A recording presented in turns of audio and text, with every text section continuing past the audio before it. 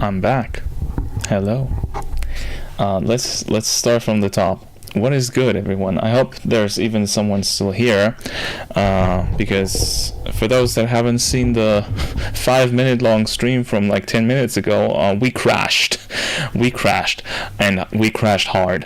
I got an NVIDIA error. Your mic is loud. Yes. Let me we need to take this very, very slowly, so excuse any issues for now. Let's see. Maybe it got blasted to 100 again, because it sometimes does that. Yes. Yes. Okay. I usually keep it like at 60 to 70. This should be much less bad. But still not great, because you can likely hear every like clap and shit I do now, because I don't have a noise filter on right now. I do have it here. The thing is, I'm very, very certain that the problem was a driver issue, because the most recent NVIDIA driver is absolute shit. And it's been causing crashes in games, in pretty much everything that uses your GPU. It causes the yesterday released and spectacularly good Clair Obscur to not have ambient lighting, which causes some areas to be completely dark. Now you're quiet. Yes, we gotta fix this out. Figure this out as we go. I'll try turning on noise removal before starting the game again, okay? We're gonna try this and see if it works this time, or if the bad voice bugs were not driver related. I'm glad we're even live. Let's see. Hello. Can you hear me? Can you hear me well? Am I still quiet? Am I sounding like a robot? Do I sound good? Can I do ASMR with this? Let's turn it up to 70 and see if this works better. We're gonna try a bit. I'm guessing yay means that it works now. Okay, so good, sounds fine. Perfect. Thank you, Tony and Jay, for being here. Cowstoop, if you're still here, I didn't even get to say hello. Hey. Shit's working now, apparently. So it was a driver issue. I just reverted to the last driver I had before that one, which means I can probably also play Clair Obscur now without any bugs. Nvidia has been kind of crap on the driver's side. Like, everything they put out that is supposed to fix something breaks more. I feel like they got bought up by Blizzard. It's just not good. Anyways, Higurashi time. For those that are unaware, that happened to stumble into this stream out of nowhere, we are already about halfway or more than halfway through the game. I voice everything here because playing a Japanese voiced game in an English stream is kind of weird. I've never liked that when people do that, and the game doesn't have any English dub, thank God, so I make the dub myself. It's bad, but at least it's there. So don't get weirded out when we have everything voiced by me. Hey there, Galicio, how are you doing? I hope you're having a good day. This was a rough start, but we are now live. I hope I don't lose the connection again and this was a driver issue. If the stream just dies again, I'm not gonna go back live, because then I have to actually look for the error. Like, I gotta check what it is and fix it, and I don't know what I had to do, and then I'm not gonna be able to just go live 5 minutes later again, probably. So if I lose connection again, assume that the stream for today won't resume. If it does, I'll ping you on the Discord, but probably not. But we'll try keeping a positive mindset and play the very depressing video game. Alright, continue. We stopped at being the... I think we finished the section where we were the kidnapped grandson and got a doctor to look at us to escape capture, and it happened to be the pedophile doctor. What was his name? Irie, I think. And it didn't really resolve anything. It just faded out, and I was tired, and I don't remember everything that happened properly. But we're now apparently Akasaka again, is what I'm guessing. And we're just going to go from here. Maybe we're going to finish today. We got 4 hours. Well, now only 3.5, but we got some time. The game isn't that long. I got to drink something. You see that? Very cool. The Witcher glass. It's very nice. I got that for my birthday a few years ago. I still use it. All right. Good work, everyone. I know it's hot, but please do your best. If you catch anybody illegally dumping, please contact someone immediately. We'll act quickly. Thank you for your cooperation, Oishi-san. The stream is 4 to 5 hours long, and you don't read the tips, you'll finish the game today. You're pretty close. Thank you. We'll see. I tend to be slow with these games, so I'll take it with a grain of salt, but I hope so, because then we can start Hollow Knight next week, and that's going to be fun. A gap wide enough for a single car was opened up in the barricade. Oishi, showing his gratitude, or perhaps a threatening attitude, with a short beep on the horn, rolled the car forward through the checkpoint. This time, my appearance was the very... Oh, we're Akasaka, so I got a German hard. This time, my appearance was the very embodiment of the word suspicious. A baseball cap, mask, and sunglasses. On top of that, even though it was sweltering, I was wearing a hoodie. Any respectable police officer would be loath to not stop me for questioning. I had meant to be overcautious, knowing full well that my face was known. But it might have already been too late for that to have any use. Using that as an excuse, I doffed. What does that mean? The unbearably hot hoodie and windbreaker, ripped off the mask and hat, and threw them into the seat behind me. I have to go to work. See you later. I'll see you around, man. Have a good day at work. I'm sorry that the stream timings always overlap with your work. That, man, what I wouldn't do for everybody to have the same time zone. That would be amazing, right? Hey there, Dink, how are you doing? Oh my. Is that okay? I can't remember how I voiced Oishi. With a cheap little disguise like this, they probably figured it out anyways. No. That just might be the case.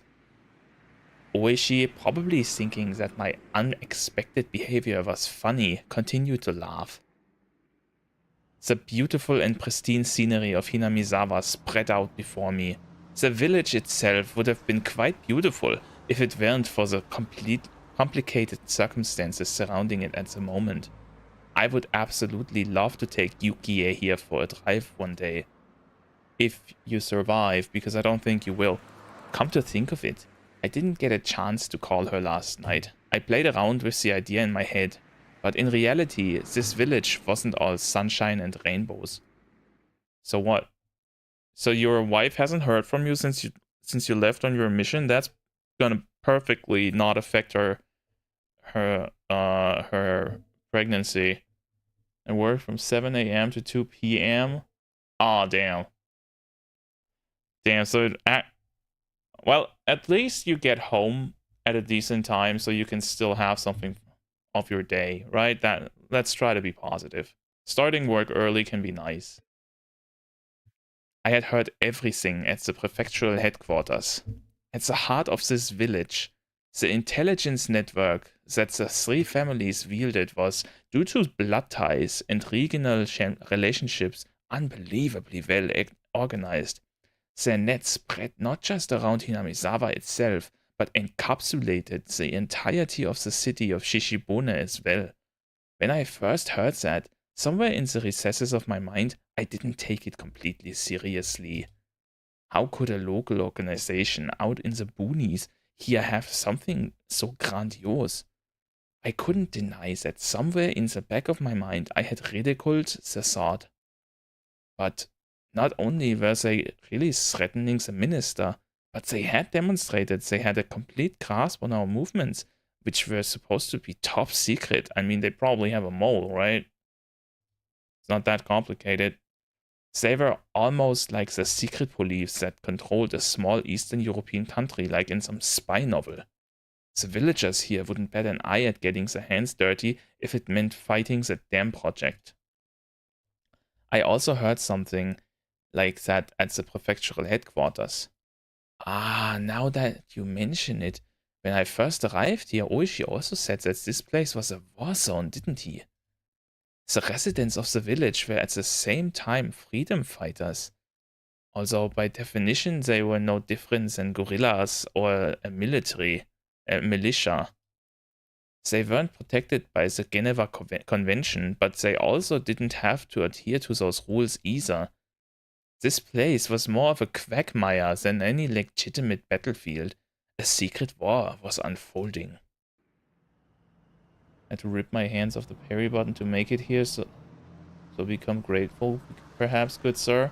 I mean, if you'd rather continue playing, then go ahead. I don't want to force you to be here. Just know that you have now eclipsed me in progress, because you apparently have way more time than me to play games. So I prefer you not to spoil anymore, because I won't be able to play any games over the weekend, and yeah, you'll probably be done with the game by the time I get back. I could drive along because Oishi was with me. But if I was to leave this car for even something as trivial as looking for a vending machine, there was a chance I wouldn't return. Even though a single shot hadn't been fired, this was a battlefield. I mean, at this point in the game, wouldn't the foreman already be dead? Or is it too early? I'm not sure about the whole timing schedule, like the timeline, but I think the foreman should already be dead at this point. The one that gets dismembered. The first murder. No, the reason why bullets weren't flying was simply because it was hard for a civilian to obtain a gun in Japan. Yeah, this is not America. So they were probably just equipped with weapons other than guns that were easier to obtain, like katanas. Imagine. that was why Oishi was wearing that stab-proof vest, wasn't it? They got kitchen knives and shit. I'm kidding, it's good to be here. It's good to have you, man. Akasaka-san, are you nervous? The fact that I was apprehensive was of course picked up on by Oishi. If he already figured it out, there was no point in trying to deny or hide it. Of course I am. We're headed into the heart of enemy territory alone, aren't we? I'm worried about if something unlikely happens with just the two of us. Something unlikely. It'll be alright. Isn't everybody in this village our enemy? If everybody gets their story straight, they could murder someone in broad daylight and there wouldn't be a shred of evidence. I'm asking about something like that. We played Mahjong the day before with the foreman. Yeah, and now he's dead. Is what I'm thinking. Like I'm my thought was that he would die that night. Have you at least gotten access to Mael? Yes, like the boss that you just wrote in the Discord you were having trouble with, the one in Flying Waters, that was the last thing I did. I beat the boss, and then I turned the game off this morning because I only had like half an hour to play, and that's where I am. This was the ironclad rule of not barging into a Yakuza office alone was about. If there wasn't a neutral party involved, that area wasn't bound by the laws of common sense. If something happened, you wouldn't be able to prove it, and there wasn't anybody who would take your side. It was pretty much the definition of poking the bear. I've left word that we're headed towards the Hinamizawa area, and in the worst case, we've also got a radio. I know you're scared, Akasaka-san, but it's not that easy to pull off the perfect crime. Well, of course that doesn't mean we can let our guard down either. I beat it after trying a bit of that 5-hit combo. I actually beat that one first try as well. I thought this was very much easier than the first boss, and especially easier than the mime in that zone, because that one was fucking hell.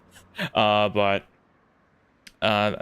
one I thought was easier to do. Also, it was easier than that mini boss that swallows one of your party member, because I'm pretty sure that's undodgeable because I never pulled it off, and that was hell. that was shit, but fun. I like the game a lot. Akasaka-san, you're too worked up over this. You were more relaxed the last time we came up here together, weren't you? That's the virgin. Oh, okay. So then okay. No, what I mean is I finished the area. Like I beat the boss in that zone. And the virgin was the swallowing one. Yeah, that was annoying. That one took me 3 tries, I think. That was what I was struggling with. Yeah, that one was hard. But I think the mime is probably the hardest enemy in that zone. I think the mines are like supposed to be the hardest enemy in every zone because they give the cosmetics, right? You're talking about Clair Obscura. Yes, I am. Very, very good game. Incredible game. Been looking forward to it ever since it got announced. It's out. I've been playing like, what, 5 hours or so? And I love it. I love it, man. It's so good. If you like JRPGs or just good games in general, and you have Game Pass, then you should try it out. Anyways, back to Higurashi. I read that already. Laughing it off, Oishi thumped his chest and grinned, as if to say I could depend on him. Well, if it gets really iffy... This comes with having the badge. Oishi made a motion by sticking out his index finger. It was undoubtedly the image of a gun. Will it be of any use? If you're not afraid of dealing with the aftermath after you shoot, it's actually very reassuring. An officer's gun was only for show. if you really wanted to fire it, there were quite a number of stipulations, and you had to be prepared for the long probationary period afterwards.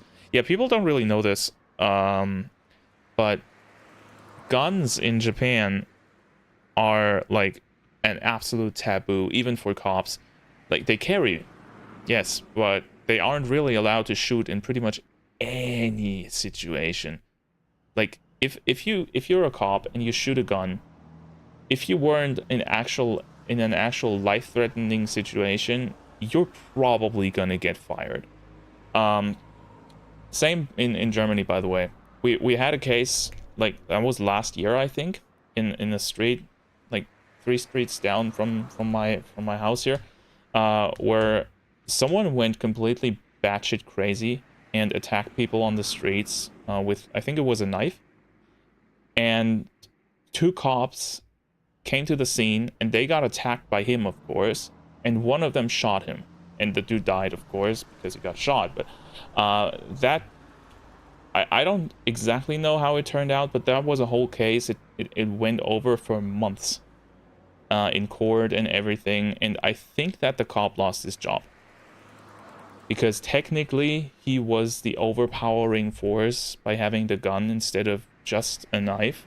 So even if he was attacked by a knife, he should have handled it without the gun, was the argument, and not killed the attacker. So, just saying that because I know that a lot of people that watch this channel are from the US, and it works very differently there from what I know. So, a little bit of information. It's... If Oishi fired a gun at a civilian, even if he did something really bad, Oishi would probably never work again. So that definitely wasn't worth it. So even if an officer did unholster his gun, there wasn't one who actually wanted to pull the trigger. Akasaka-san, are you carrying one of these? Well, yeah. You ever fired it? I have. For training, though. Well, I guess that'd be true.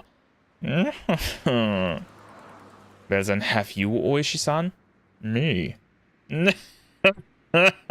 Nah, there's no way. He totally did.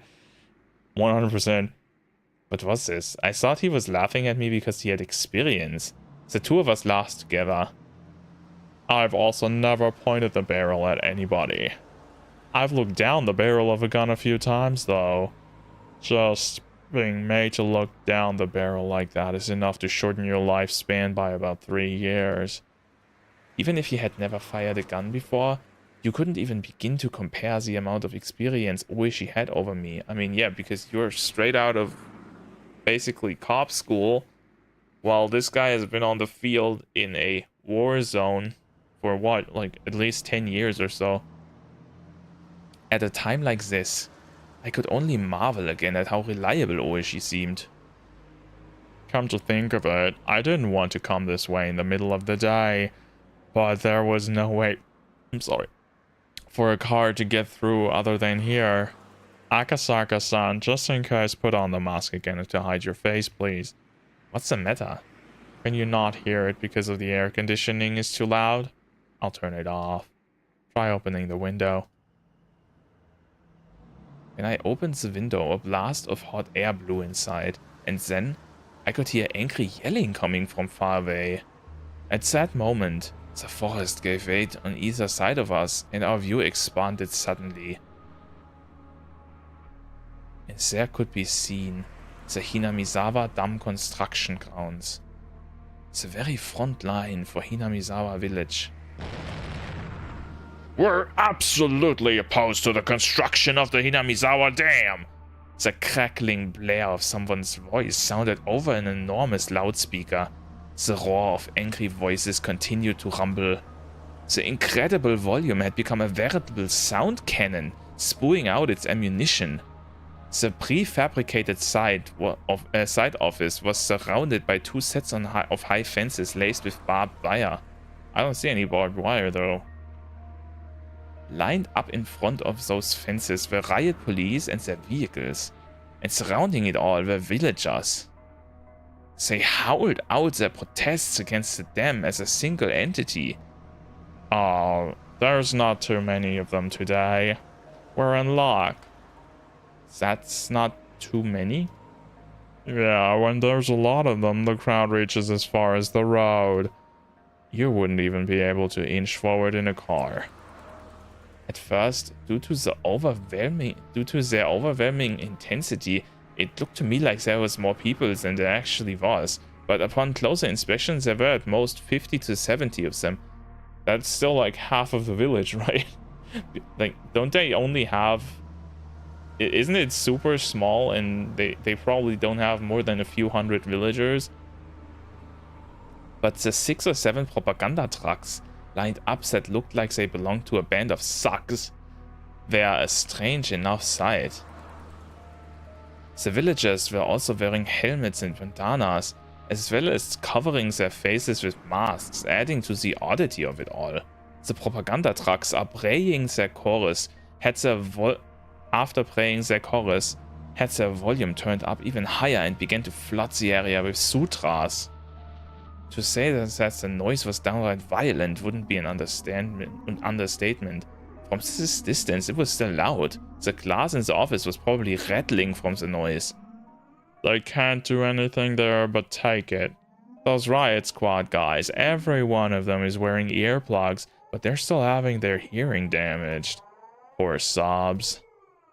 That should be illegal. Like, why can't they get locked up for that shit? Because they don't actively hurt someone? Okay, I made 3 sandwiches. I'm back. That's a lot of sandwiches, dude. I still don't get why English doesn't really have some phrase you say for somebody that's about to eat. Like in Germany we have guten Appetit, which basically means enjoy your food. So just take it like that, okay?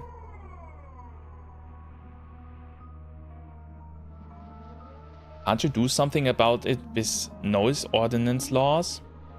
Our prefecture doesn't have any laws regarding noise ordinance. Yeah. Also, those are sutras, right? We can't regulate religious activities. Those guys are pretty smart. Is what I think Oishi said. I was gonna make 2, but then I put too much peanut butter on, and then I figured I could make an extra sandwich. I hate peanut butter. I'm probably gonna...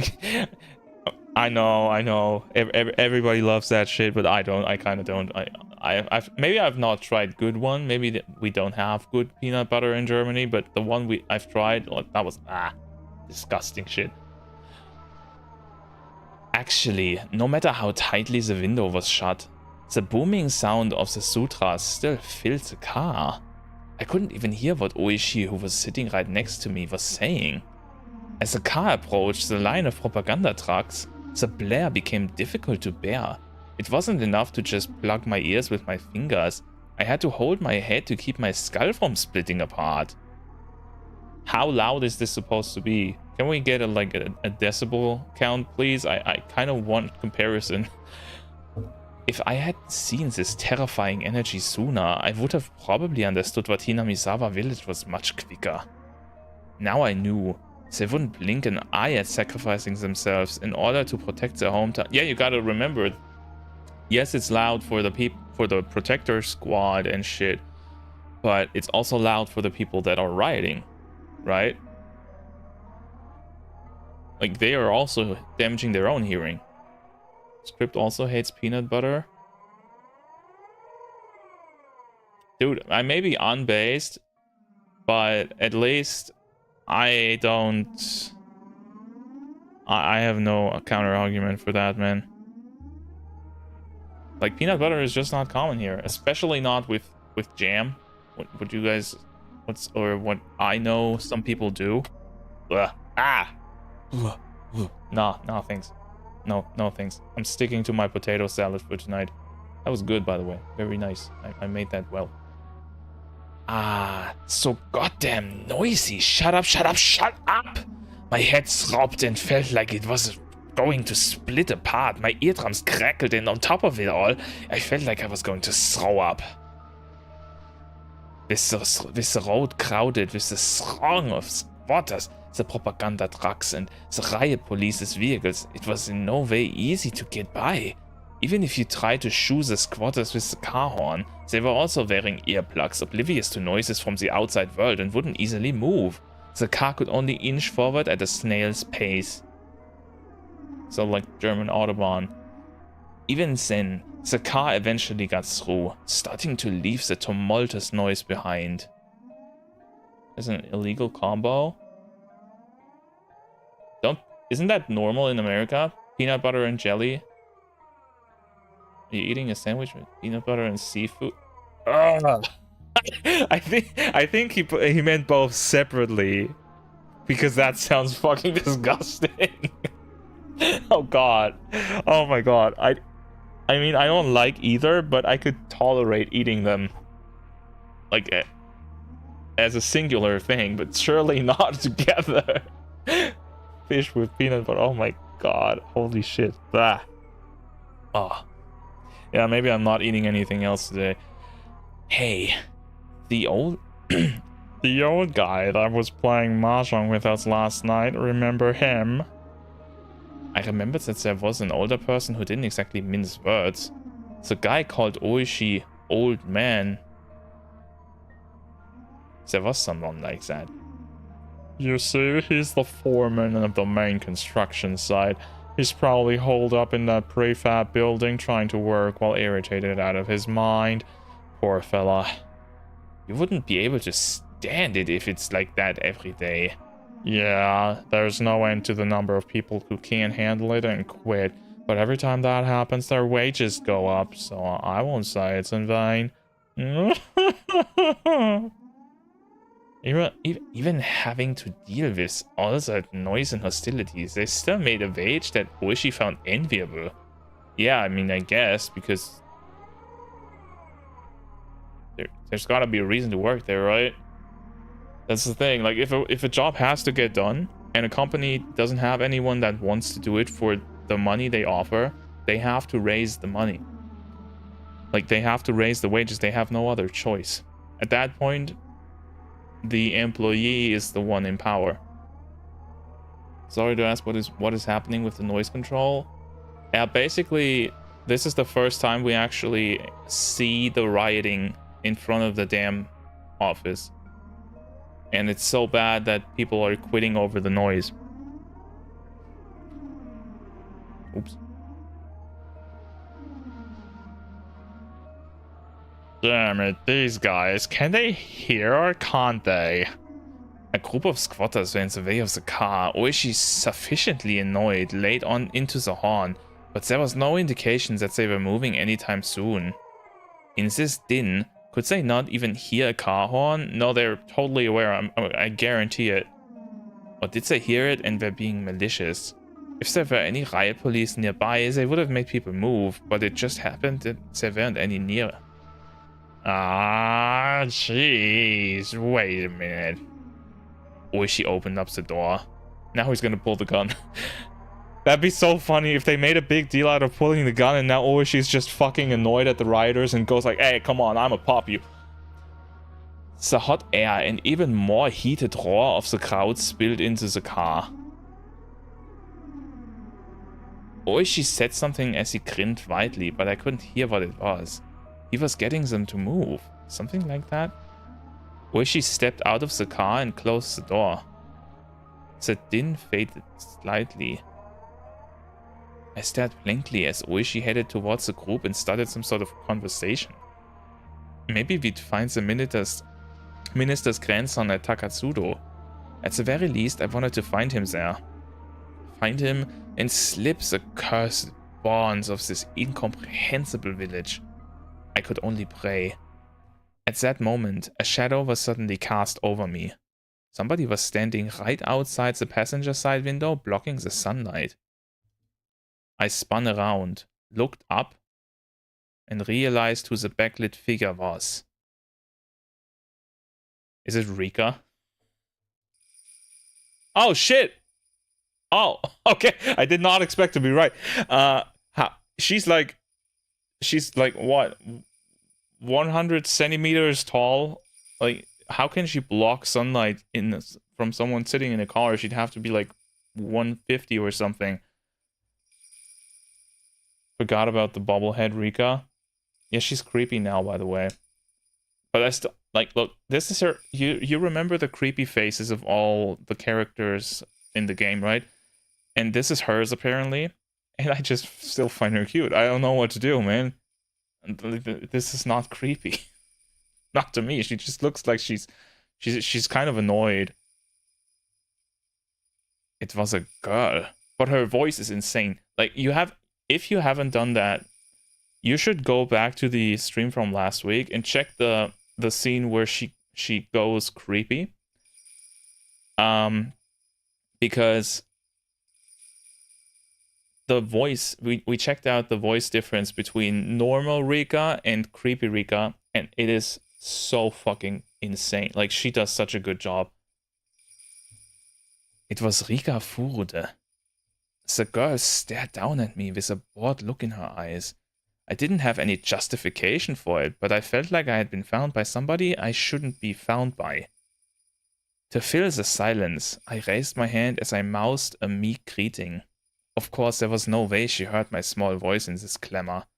But even then, she should have seen me wave my hand in greeting. Yeah, but she told you to fuck off to Tokyo, so I don't know. Maybe she's mad that you don't listen to her. Your worst nightmare came true? Don't look at Discord.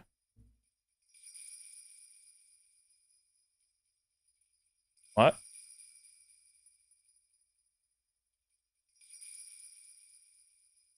Should I really not look? Do I need to mod something? In spite of that, she simply stared down at me with a cold look on her face. Now you can look if you want.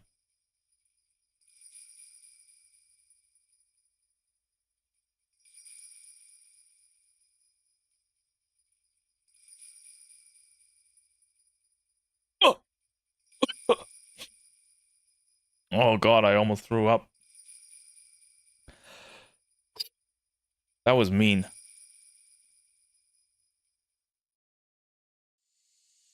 At that moment, the noise and heat spread throughout the car once again.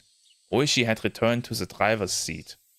Taking a look, the groups that were blocking the road had started to move aside while glaring our way. Is that worse than a basilisk? I don't know, man. Like, a basilisk looks creepy, but this tastes probably also creepy. So I don't know what basilisks taste like.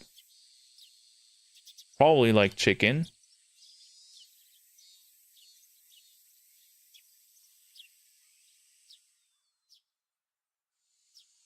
Yes, it's kind of worse than a basilisk. How did you even find that? Is that from Kitchen Disasters? Or whatever, not Kitchen Nightmares, or whatever the series is called?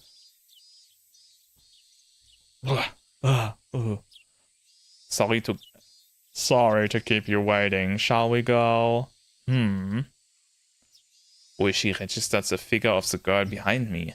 One of the villagers came over and picked her up. In a manner of, it's dangerous, so get away. It was then that she whispered one or two words, however I couldn't hear any of it. Well then, let's go. I'm going to gun it, okay? But of course still within the speed limit. As if to shake off the still audible angry voices, Oishi floored the gas. Along with the roar, and the din and the shouting, the villagers and the girl quickly appeared behind us. I did not see your polls because I am not going into the gacha chat before I pull for myself, because I know you got lucky again and it's gonna drain my luck. So we're pulling tomorrow, at least that's the plan for now. After that, as soon as we're through here, we're in Takatsudao. Are you okay if we end up getting into a firefight? Oh, we're fumbling with the safety at the last moment, you hear? Oh, she laughed mockingly again. I was more concerned with what the girl had said, however, as I was vaguely bothered by it. Yeah, I'm gonna time you out on YouTube if you keep that up, by the way.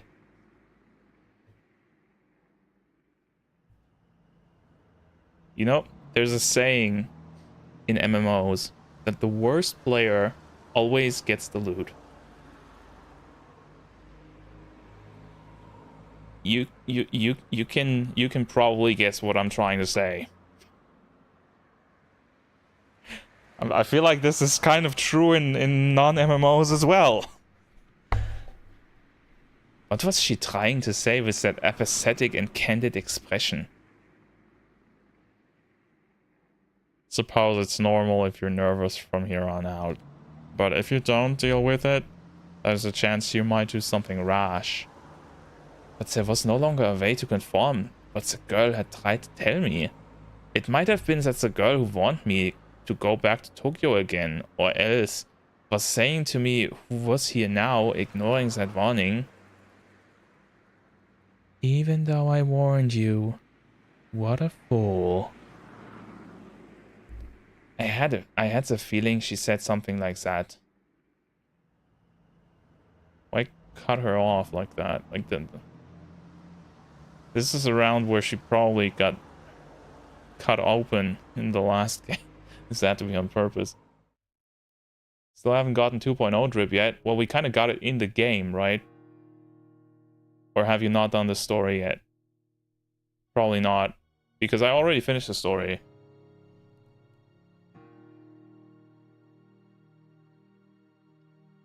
If you were to call Hinamizawa a rather lonely village, then Takatsudo was outright desolate.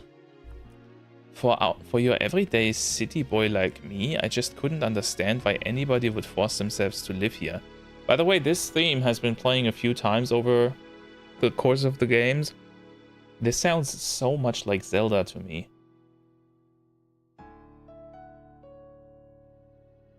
I don't know why, but this sounds like Zelda a lot. Done a bit of... They mentioned a Void Hunter rank investigator, and I'm just hanging with Vivian. Yeah, so you've not really done a lot.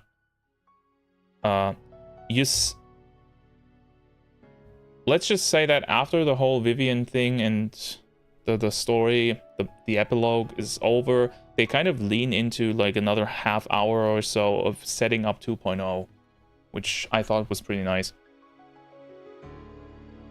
There were signs that people had, but they were all covered in dust or enveloped in ivy, indicating that it was all abandoned.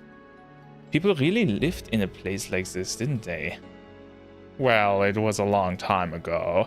A remote place like this is pretty rough for old folk to live.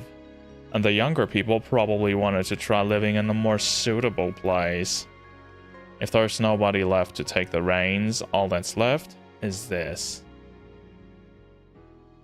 Even if I had no personal attachment to the village, seeing the disused buildings made me feel a little sentimental. It seems that Oishi also felt the same way. Was the wallet found over here? The person who found it must have a good reason to come out to this desolate place. Yeah, there's some villagers who have a field out in the mountains here. They pass by here in the morning and evenings. The villagers who work in the fields walk by here every day? No way. They probably go as far as they can by car. So in the early mornings and evenings they pass by here and just happen to find a single wallet? They probably did. Where exactly did they say they found it? In a thicket just a bit further ahead. How would you find something in a thicket when you're driving by car? The person who found the wallet just happened to have some stomach cramps and was planning to use the thicket to do his business. It was there that he happened to find it, probably hoping there was some toilet paper in there. Okay. Look, I get that you can't really control your bowel movements, right? But at least in the 31 years I've lived, I've never had a situation where I couldn't hold it for at least half an hour or an hour. After you first notice that there's something going on. What I'm trying to say is I never really had a situation, even when I was sick, where I had to shit in the fucking forest. Just saying. Everything about this story just seems a little too convenient. Right from the discovery of the wallet, I just can't shake the feelings that something's off. I expressed the feelings that I had from the start of the day quite frankly. It seemed too good to be true, but it was unwavering proof. But it was too perfect, sickeningly so. That was my feeling. You might actually be onto something by saying it's a little too perfect. Meaning?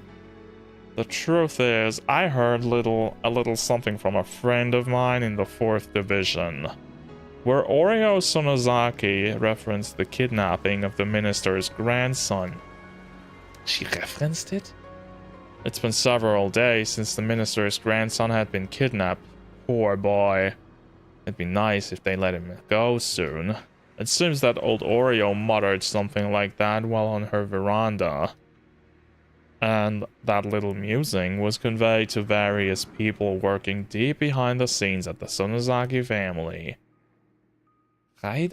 I heard something earlier from Sato-san, the informant.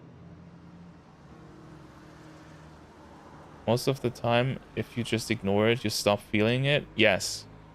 Like, of course, there's some point where you can't do that anymore, right? But, like,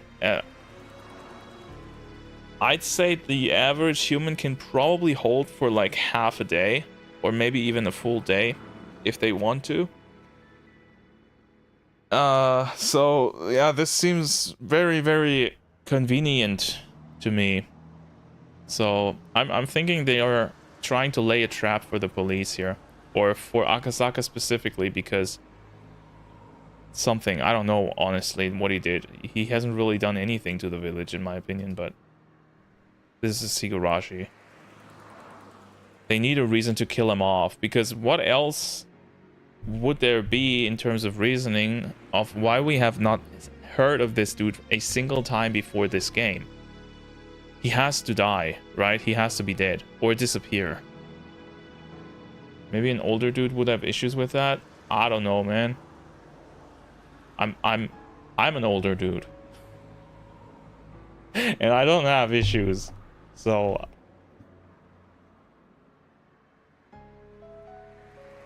in essence, she gave the order to release the hostage. I see it that way. So the wallet being conveniently discovered was just a ploy to hand the boy over to the police. I would say release the hostage. No. Ah, well, there's only one reason why somebody would release a hostage, isn't there? What is it? They reached a deal. That would mean the minister promised to halt the Inamizawa Dam project.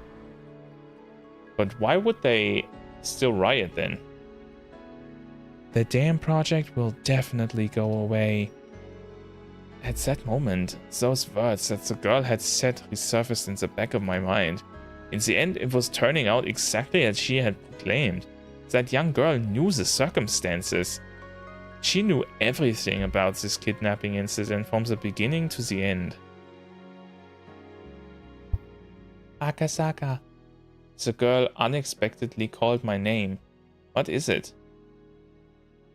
Go back to Tokyo. Huh? Before long, you will woefully regret coming to this village. That would be an incredibly pathetic thing to see. So I thought I'd warn you right now. This is, by the way, this is kind of a recap of what she said in her creepy mode on the hill for Dinkler, because he hasn't seen it. Why would I come to regret it? Stop whining. When you tried crossing the road, when the don't walk sign was up, did your parents finish explaining why it was dangerous before pulling you back to the sidewalk? They'd pull you back right away, wouldn't they? They'd pull you back before explaining why it was dangerous, wouldn't they? In other words, it's something like that.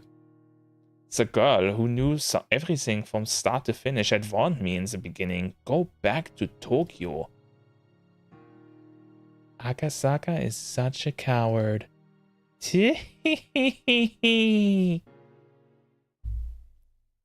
I'm still pretty sure that she like knows that he's gonna die if he doesn't leave the village, so she's trying to be nice, but he's dumb because he's the Keiichi of 6 years ago.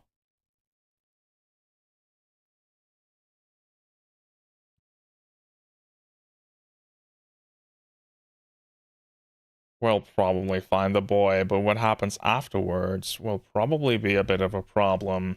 How it'll be a problem, though, is something a single officer like me can't figure out. Do you know a girl named Rika Fude? What I had said was such a non sequitur. What does that mean? That Oishi sat in stunned silence for a while. Of course I know her. She's the only daughter of the Furde family, one of the 3 families. What kind of girl is she? Well, this was an unexpected name to hear. I'm a bit surprised. Does public safety think that the Furde family smells fishy and wants to keep an eye on them? Share some of that information with me, please. No, it's nothing like that. It's just something that caught my attention. Well, whatever. It wouldn't do not to answer a question from a friend I've sat at the same table with. I'm honored that you call me a friend. So, that little lady is, well, somewhat of a village mascot. She's beloved by everybody in the village. Some of the older folk worship her especially. Worship? I don't know much about it, you see. Girls born in the Furde family have somewhat of a sacred implication, it seems. It's one of the local beliefs in Hinamizawa. The living incarnation of Oyashiro-Sama or something like that, or so the story goes, apparently. The conclusion that doesn't match the argument? Oh, okay. Like, it doesn't logically make sense to make a conclusion based on the argument statement. But isn't that out of place in this? Because there was no conclusion or anything. He just asked a random question. Oyashiro-sama. Now that you mention it, I think I saw Oyashiro-sama written on some of the Alliance banners. What is Oyashiro-sama exactly? It's the name of the guardian deity of Hinamizawa. They believe it'll exact punishment on those who would do ill towards the village.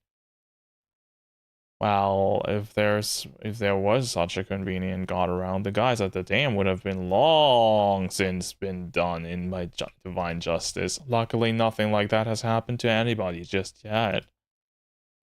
The grandson of the minister who trifled with the village as a result of Oyashiro-sama's anger was... what did they call it again? Oh right, Onikakshi. The minister's grandson was demoned away. That would probably be how the script is being written. No! I see, it probably would turn into something like that. The divine punishment wrought by Oyashiro-sama. Then the culprit is the living incantation of Oyashiro-sama. That girl? No. Even I didn't know exactly what I was saying. The fact that Oishi laughed it off was a bit of a relief. Oishi's joyous laughter was so infectious that I began to laugh like an idiot as well. And now she's sitting in the back. Just imagine she just has been sitting in the back of the car the whole time. And nobody noticed because she's so small. Wait, so the grandson was responsible for doing the dam project? No. The grandfather is the Minister of Construction of Japan. So he is responsible for the dam project. And because he is known to love his grandson very much, they've kidnapped his grandson to basically extort, I think is the right word, the minister. Right? And that's the whole reason. Oh, this is unusual. Oishi, after laying into the horn several times, rolled the window down and leaned out, waving his arm in an exaggerated manner. It was a car headed the opposite way. Until now, we hadn't run into any other cars except our own. Oh, that's the doctor. That has to be Irie, right? And of all places, it was this desolate location. It seems that Oishi knew the owner of that car. The other car also chirped its horn and came to a stop. Yes, I knew it. Okay, so now the timelines overlap. Dr. Irie, good afternoon. The other car's window rolled down slowly, revealing a young man in a white overcoat. He was about my age, or perhaps a bit older, but you really can't judge somebody by their appearance. Wait, this guy's back? Yeah, he is. So what happened the last time before we stopped was we had a character swap, and we were playing as the grandson. And the grandson was trying to find a way to escape his captors. And what he came up with was faking illness, so they would call a doctor so he could, like, convey that he's being held here. And the doctor would help him. And he did that, and then Dr. Pedophile came in. And that's why we stopped playing. And something for Dinkler. Maybe you remember the voice I did for Irie, because I don't. I kind of forgot how I voiced him. It's been so long since the last Higurashi game that I don't really remember how I voiced any characters other than the main girls. So it's guaranteed that this is the village that kidnapped him. And yes, but Irie didn't seem to be in on it. So it's not the whole village, probably just the people that live in the village. And I think I remember Irie being an outsider that just works in the village. So I'm just gonna do a deep voice for him. I know I had Tomitake do the Texas shit, but I don't really remember what I did for him, so I'll have to look at my old streams. But looking at your own streams is so weird, man. I cringe. Now, he was more of a player voice. Does this game have a lot of car scenes, or is that me? No, everything happens inside of a car. Like, 90% of Chapter 4 happened inside of a car.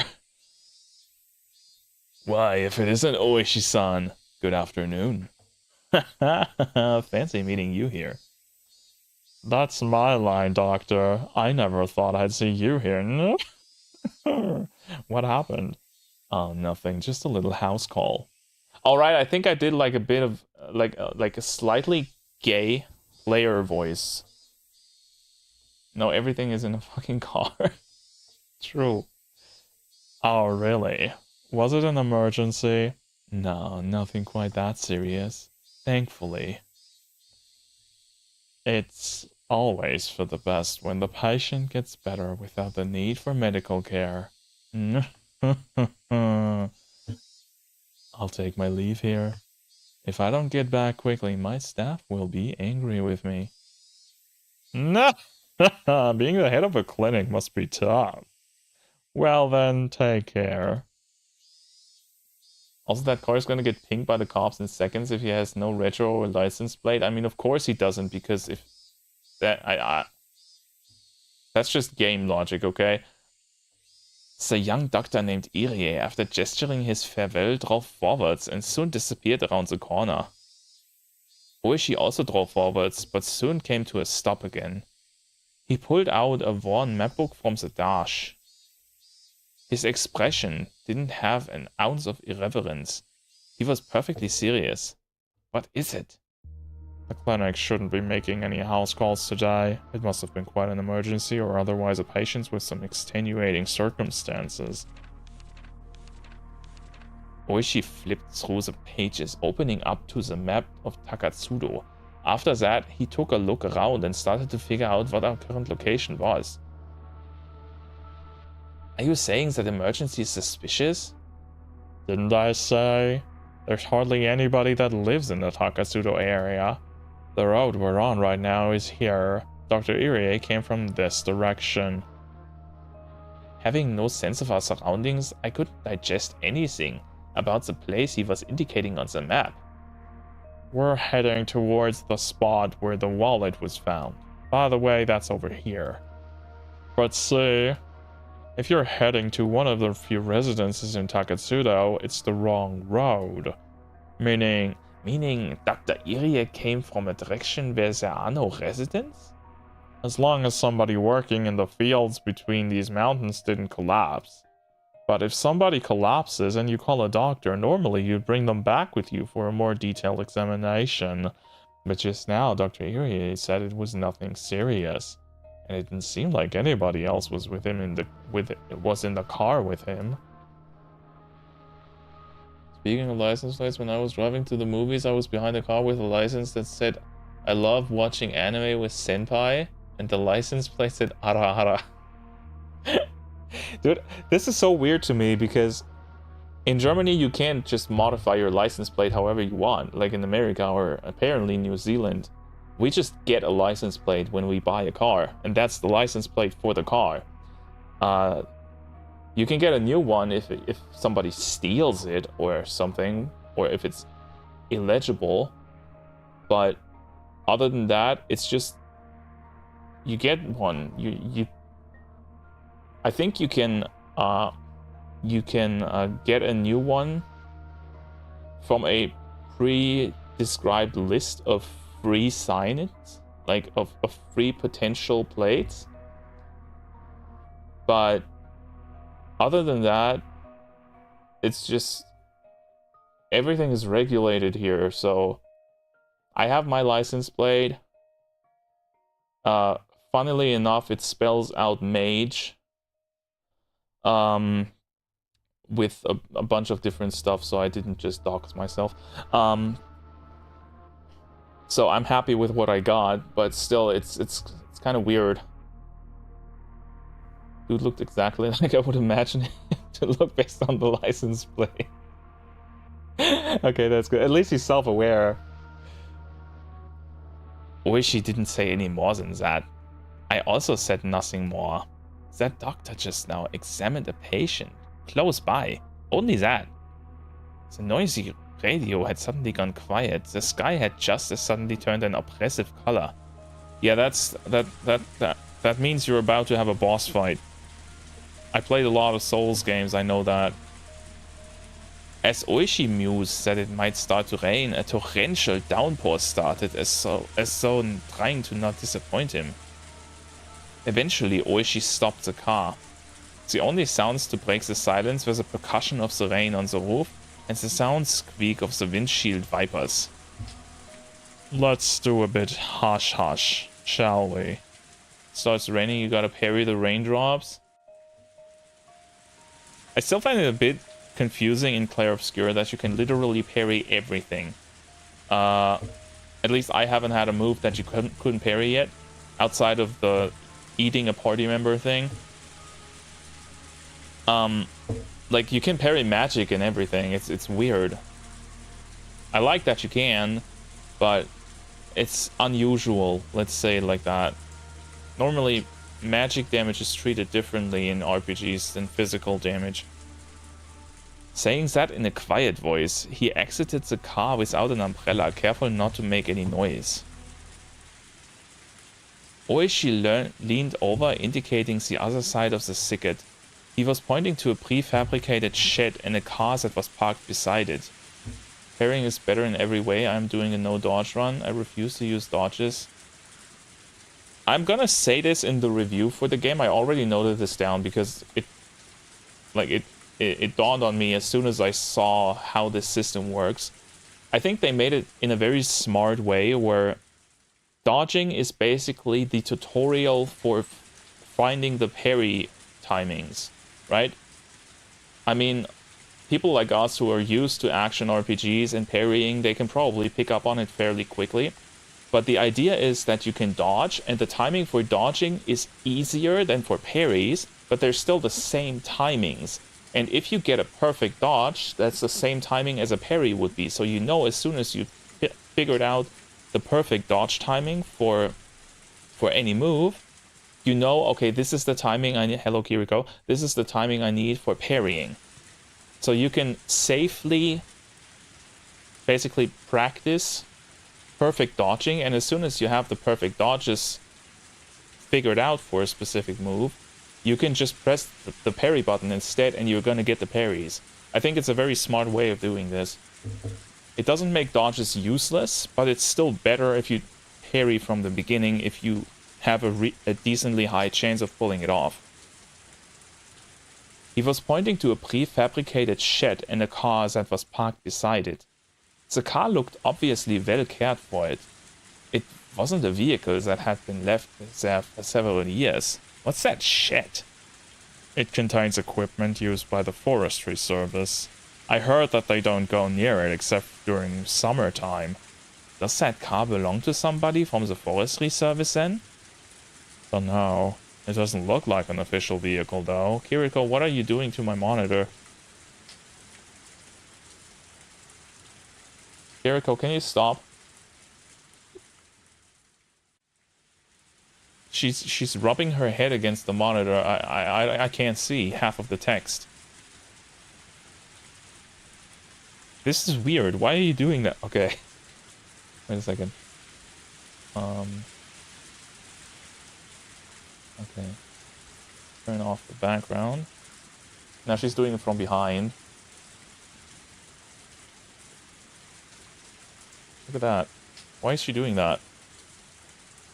Kiriko, what are you doing? Are you eating something behind the monitor? But there shouldn't be anything there.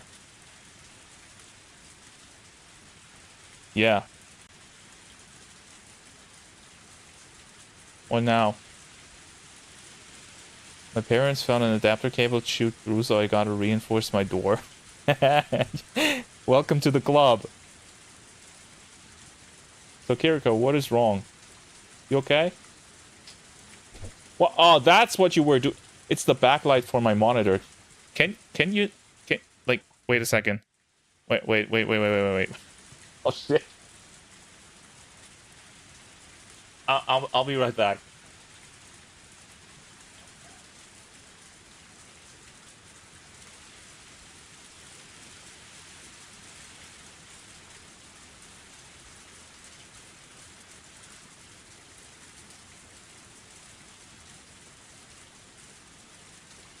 There we are.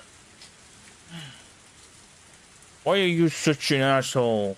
Hmm? Why are you such a little asshole? You don't like when I capture you, right? You're being forced to cuddle and you hate that. So what now? My kitty loves brushing up against my laptop screen. It's like marking their scent. Yeah, but she wasn't doing that. She was actually trying to break off the backlight for my monitor, which she succeeded in. So, asshole. Yeah. And now you are forced to cuddle. And everybody can see how much you hate it.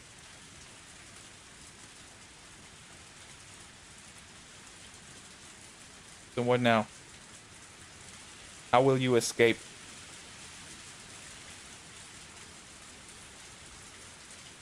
I think she's starting to enjoy it. Or maybe not. Okay, chill out. I'm gonna let you down, okay? Goodbye. Oh my fucking god. Holy shit, okay. I am full of cat hair. Ugh. I'm gonna show you. Check this out. You just see that? I am full of fucking cat hair. Every spring, this gets so bad, man. It is so bad. But that's what I bought a lint roller for. And this is one of these reusable ones. I just pull off the hairy already used part whenever I need it, which is really, really finicky to do and annoying. But once you get it, there we go. And now do that. And now I can just lint roll myself. I feel a bit... I feel a little gay when I do that, honestly, because... I don't know why. Because I'm a traditional German person and everything that doesn't feel manly to me feels gay, I guess. But I've never done this before. And... yeah, but it helps because... look at that. Full of hair now. Blah. Alright. Enough Kiriko lore exposition. Yes, I called using a lint roller gay. Because I had a friend of mine in high school, a gay friend of mine. Very openly gay. Very, very gay. He always had a lint roller on him. Always. And he used it for everything. He didn't use it for animal hair, though. Like, he used it to just... I don't know why. Like, he used it all the time. Like, at least 5 times every school day. I saw him doing, like, that over his whole body. Is taking a shower gay? No, I take a shower every day. Taking a shower is totally fine. Taking a shower with another dude, that's kind of gay. So no, it doesn't look like an official vehicle though. Wish he was playing it cool. My monitor is now not in the right position. I gotta fix that. But my nervousness was gradually increasing. Just in case. Saying that, Oishi returned to the car. Oh, by the way, before anybody gets offended, I'm just kidding around. You can be as gay as you want. Okay? It's cool. Being gay is alright. We can at least agree on that last part. Thank God. Saying that, Oishi returned to the car. I thought he was going to get an umbrella, but he had grabbed the onboard radio instead. Now that I did this, I kind of want to voice a gay character in this game. If they have, like, someone who is borderline gay, I want to go all out on that in voicing. Hello, this is Oishi. Do you read? Greetings, greetings. Yes, this is the Okinomiya PS. What does PS stand for? Police Service? Oishi-san, we read you loud and clear. Over. I'm currently in front of the Forestry Service equipment shed. Not the one in the direction of Yagauchi, the one in Takatsudo if you head there from Hinamizawa. Affirmative. Copy that. There's some suspicious people in the shed, proceeding to investigate. If you don't hear back from me in 5 minutes, get in touch with the local police substation and have them send a cruiser as soon as possible. If you would, please. Station. Oh! It's police station. Okay. I want to voice the gay characters too. Why does that not surprise me? It's a shame that Apollo is not here to take a screenshot. Let me do that for him. I missed. There we go. Got it.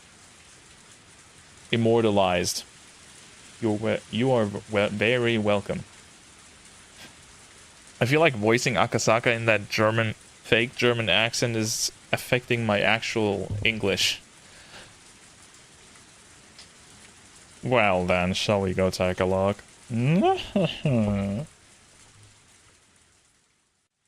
What I love voice acting Zelos. Zelos isn't gay though.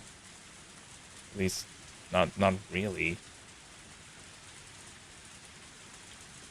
Since he was first confined here, he had heard the sound of a car multiple times.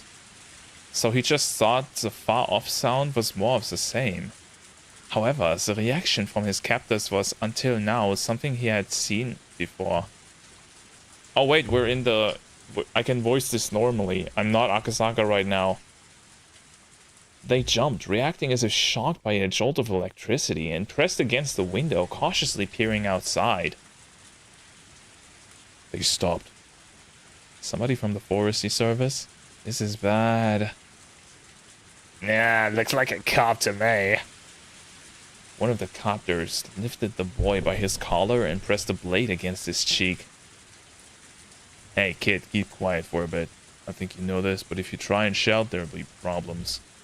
Toshiki Inukai was sure that the doctor had reported things to the police. The doctor didn't do shit though. I completely I didn't notice, but didn't Irie basically not do shit? He just left. He didn't report anything. Like if he knew, if he saw Oishi and he knows he's a cop, right? He should have been like, dude, I was just about to report there's a kidnapped kid over there. Get on that. But he didn't say anything. Wait, new CG that isn't a car? True. But we've seen this one before last week. This is the shed where the kid is being held. What do we do? Gotta buy time. Oh. Gotta buy time. Take the kid and slip out the back. We'll be back here when the heat's off. One of the perpetrators grabbed the boy by the collar and forced him to stand. Of course, Toshiki Inukai tried to resist by feigning that his illness had been aggravated by this rough treatment, but his captors paid no heed. Bang, bang, bang. The door was violently banged upon. Excuse me, hello. Bang, bang, bang, bang. The door was banged on again. Toshiki Inukai hesitated for a moment to respond to that voice by yelling. However, while he was being indecisive, his mouth was covered, taking that option away from him. The leader of the captors waved at the other to go.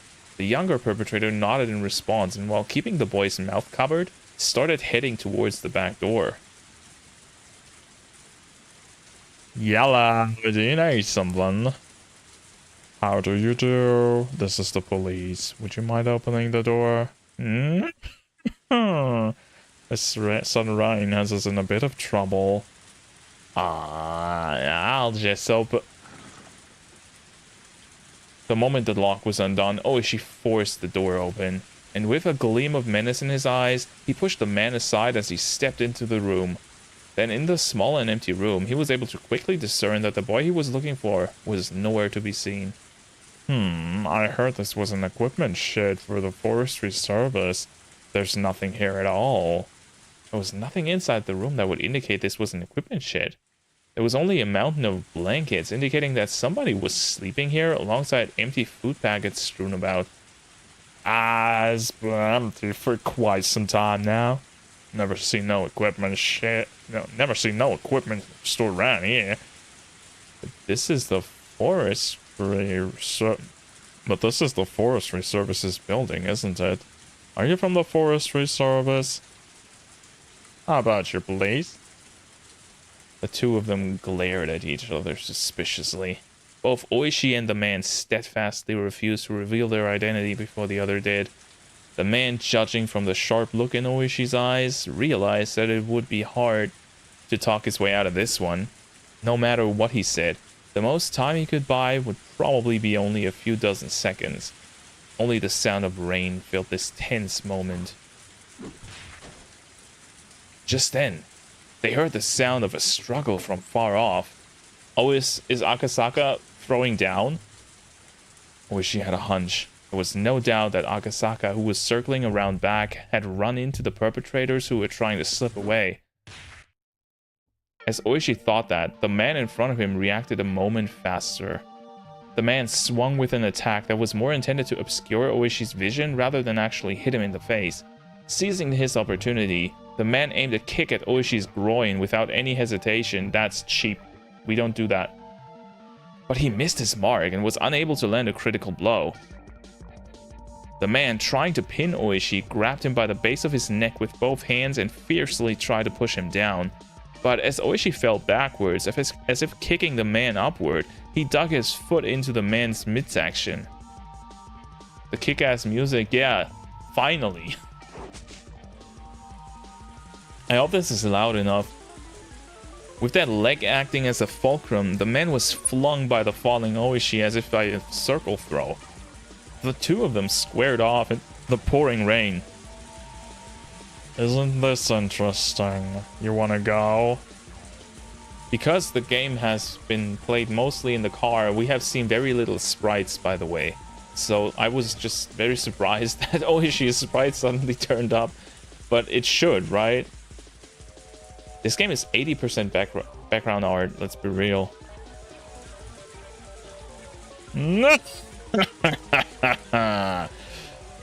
Oishi, as if trying to cheer himself on, grinned smugly. He then stood up while brushing the mud off himself. Even though he countered the assault, Oishi was getting up rather awkwardly compared to the man he threw, who swiftly sprang to his feet. Oishi-san! Hurry! Akasaka's voice rang out from the distance. The music's a bit quiet. Alright, let me fix that. Maybe now it's better. I think it's the rain that just overpowers it, because I don't hear it well either.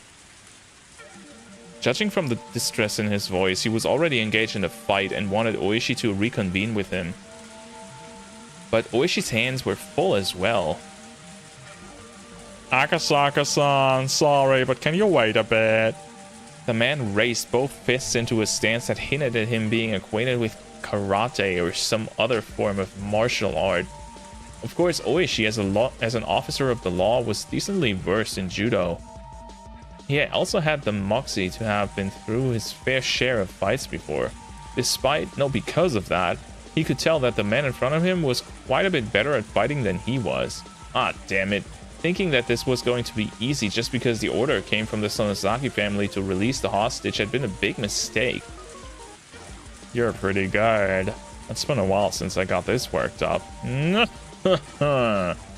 Oishi played off the situation like it was no sweat. His opponent, seeing his attitude, took that to mean that Oishi wasn't going to go down easily. The man wildly charged forward, attempting to grab Oishi. If the man managed a successful clinch from his low stance, Oishi would be tackled to the ground and end up being mounted. I'm gonna turn down the rain a bit. Sound effects. Don't tell me it's part of the music.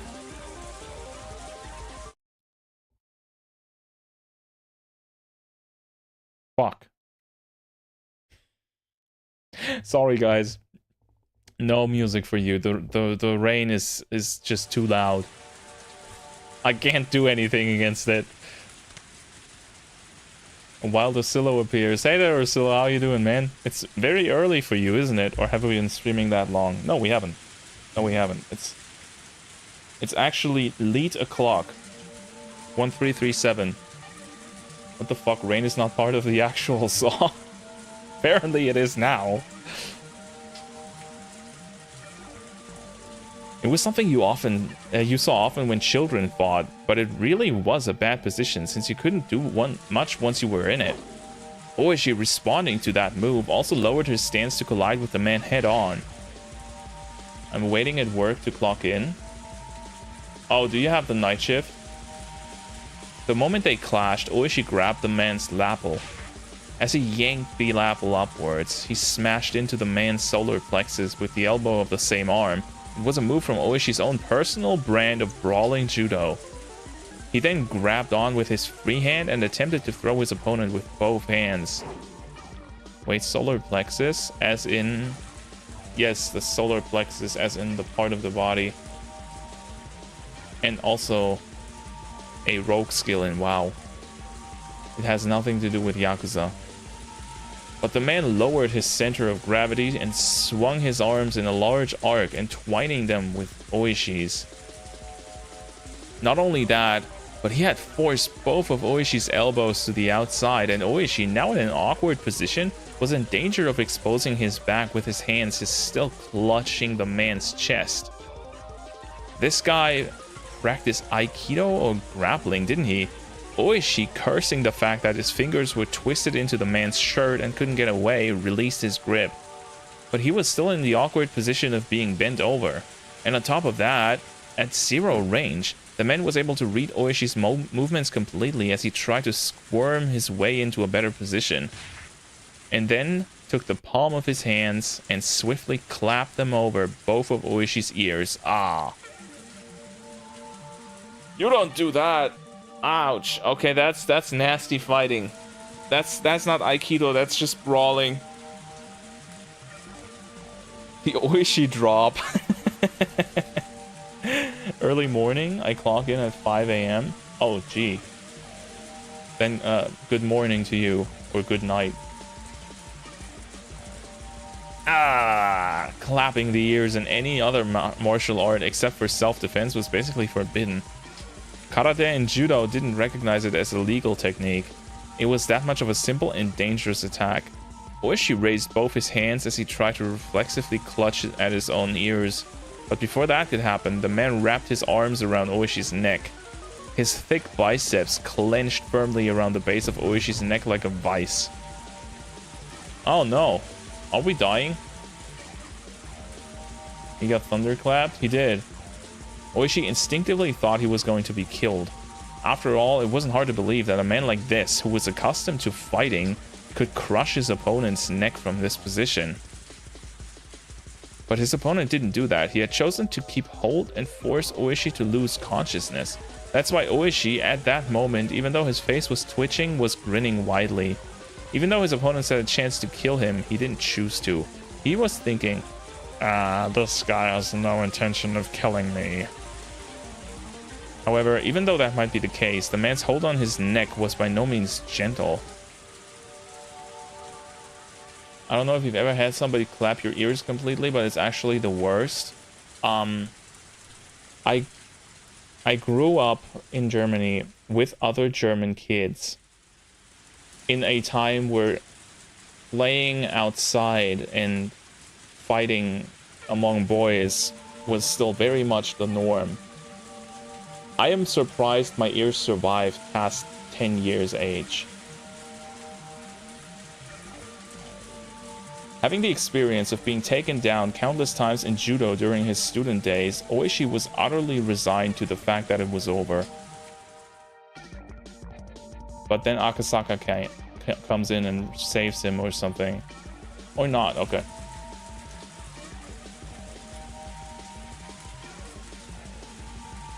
I think someone did it to me semi-lightly, and yeah, it's shit.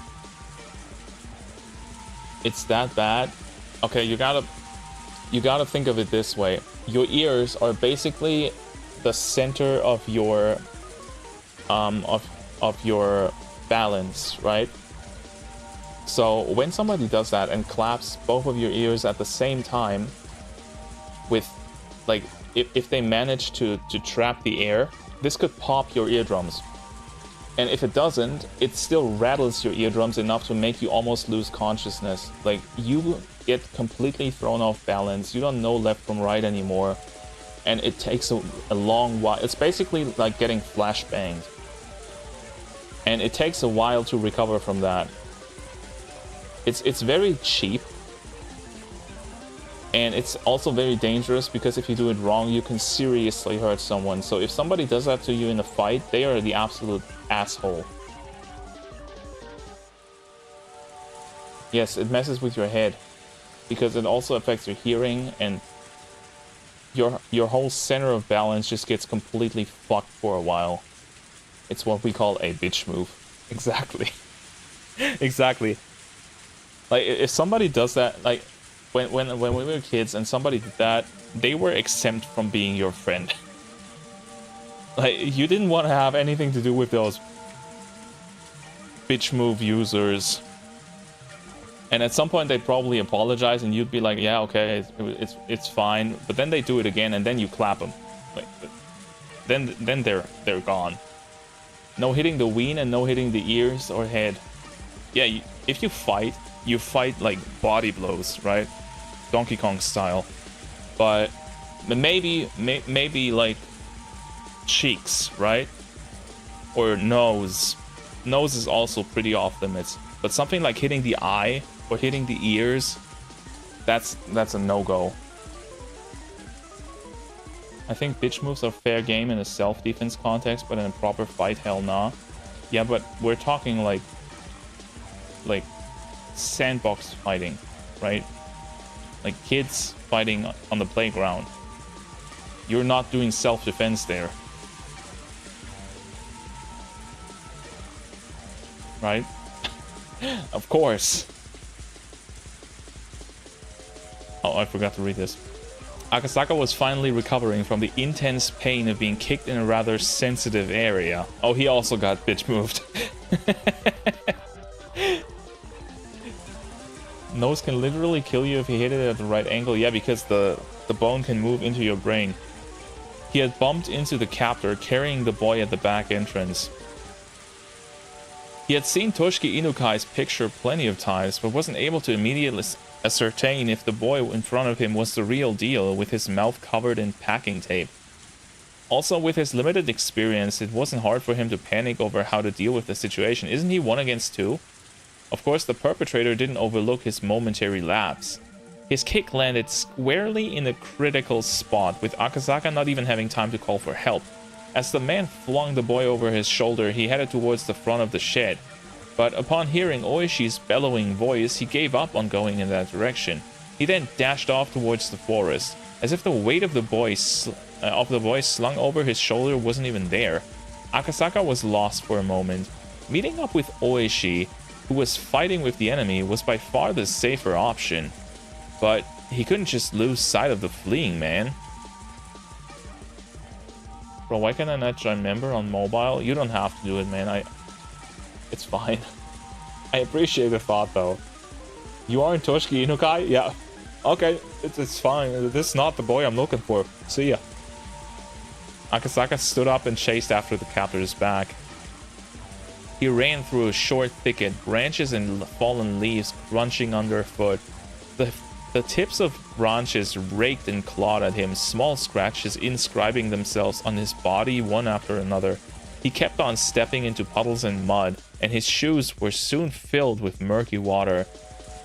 For Akasaka, traveling through this unexplored forest was, even though this was an emergency situation, extremely unpleasant. Stop! This is the police!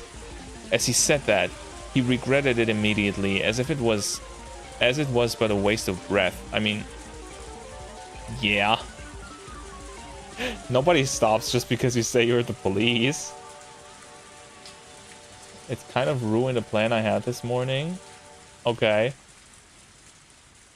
I mean, as I said, I still appreciate it a lot. You've been membered for a while, and I know you were membered even though you had, like, monetary issues for a bit, so if a police officer said that in that voice to me, I would laugh at them. I mean, this is kind of what it sounds like if you are an English-speaking person committing a crime in Germany, so yeah.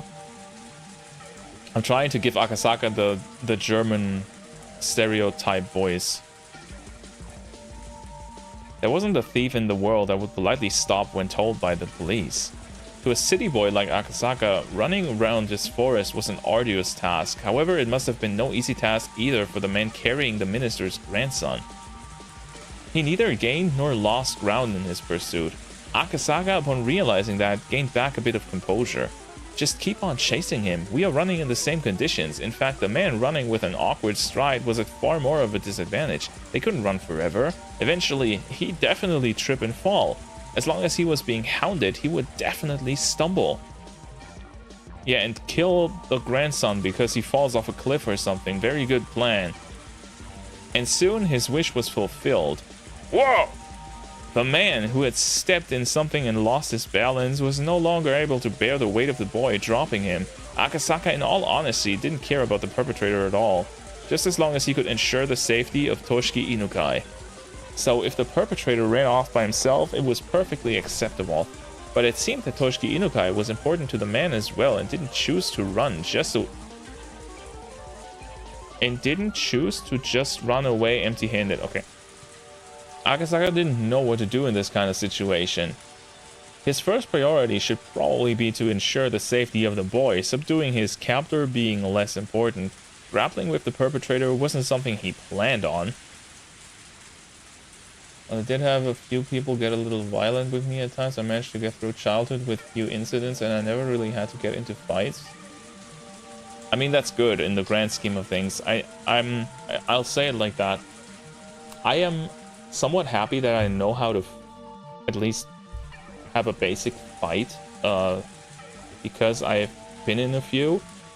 But obviously, it's always better to just not have a fight, you know, if you can avoid it. But I'm also not sad that I have the experience, because if I ever get into a serious fight again, it probably will help. If it wouldn't murder my phone battery, I would keep this playing while I start work. Yeah, don't do that. Like, keep your phone running throughout the workday. It's important. If you don't have your phone at the end of the day and you get in trouble, it's gonna be serious issues, so don't do that. Use your anime fight moves, the ninja hand signs, the how does Naruto do it? Like that, I think. I don't know. Getting Monk, just parry. Yeah, I've played Clair Obscure. I know how to have a fight. But most likely, it was either do or die. Akasaka's moment of indecision proved to be fatal. Is he gonna get killed here by just hustling with somebody? Jostling. It's jostling, right? Not hustling. I'm sorry. The man aiming right between, or rather, for both of Akasaka's eyes. Dude, can they not only do bitch moves? I just said the eyes are off limits. They went for the ears. They went for the groin. They went for the eyes. Fuck. Bitch is getting stabbed next. Make sure you scream louder than the other guy, and also think of your mother, because thinking of a loved family member brings up your power level. Enough anime references, okay?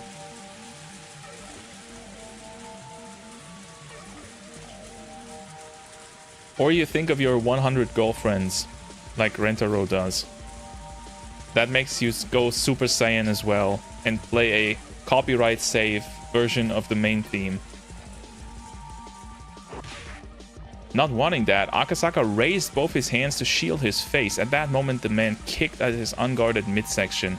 The pain almost felt like his vital organs were being squeezed out of his body, but he latched onto his opponent's leg. But his opponent didn't hesitate one bit. Leading with his seized foot, the man jumped at Akasaka, applying pressure and pushing him down. By the way, this is a very good tip for fighting. You don't often see that in shows or anime or something. When people are fighting in shows and stuff, and somebody grabs the leg, usually the person tries to like kick the person with the other leg that's free, right? Don't do that. Just jump. Just jump on the person with all your weight. They can't do shit. Like, don't just kick like an idiot. Do have to go, sadly. I'll see you all around in Discord. Have a good work day, man. Thank you for being here. Akasaka was unable to withstand that and fell, but under no circumstances was he letting that leg go. Wait, so you jump onto the hand? No, you jump onto the person. Like, if they're clinging to your leg like that, you just let yourself fall on them with your knee or something. Like, your body weight, in addition to the centrifugal force from falling, does way more damage than any kick could ever do. The two men fell together in a tangled heap. The man was desperate to pull his leg free from Akasaka, but having fallen in an awkward position, was unable to. The two of them rolled around on the ground, floundering about, trying to gain an advantage. But Akasaka, who was holding onto his opponent's knee with both hands, and that opponent, who had complete freedom to move his upper body, were in two completely different situations. The man gained a positional advantage on Akasaka, who was still latched onto his leg, and couldn't move away, and pounded full force on his head with both his fists. Not only that, he found a rock nearby and beat it against Akasaka's skull. Holy shit. Okay, now we're getting into more than bitch moves. Thwack. Okay, yeah. This dude's gonna die. The difference between being hit with a fist and being hit with a rock was vast. Yeah. Akasaka quickly thought of letting go of the man's leg to free his hands to protect his head. But if he let go here, the man would get away. Yeah, but he's also gonna get away if you die. If he didn't dig in here, everything would be for naught. The boy he was trying to save was right there. He was going to save him and go back to Tokyo. If he could do that, then it was goodbye to this freakish village. Bam, crack, thud. Without looking, I could tell my forehead had... Why is it suddenly... first person talking? Without looking, I could tell my forehead had split open and was gushing blood. But I didn't let go of the man's leg. How could I? I won't let go. Oops. When the man realized that no matter how much he beat my head, he wasn't getting away, he used both his hands to grab my throat as if to crush my windpipe. I pulled my head back as a slight form of resistance, but it was no use. The man's hands enveloped my neck and began to crush it like a vice. It was less about the pain of not being able to breathe, so much as it was choking so hard I felt like I was going to throw up. I felt like my stomach was going to turn itself inside out, but I could only endure it. Yeah, Dinkler, this is not a nice read. Damn it, damn it, damn it. My throat hurts. I won't let go. I can't let go. I didn't want to be here. I want to resolve this and go back to Tokyo. Go back to Tokyo and talk to Yukie all about our unborn child. We were going to talk about our bright future. I had no intention of loosening my grip. However, it loosened just a bit and the man's leg came free. The man kicked as hard as possible and I tumbled backwards. My head was spinning and I was unable to get up right away. No, I couldn't even put any strength into getting up in the first place. Even so, I couldn't back down. If I let him escape now, this chance would never come again.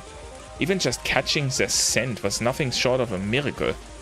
If he weren't able to get the minister's grandson back here, there wouldn't be another chance.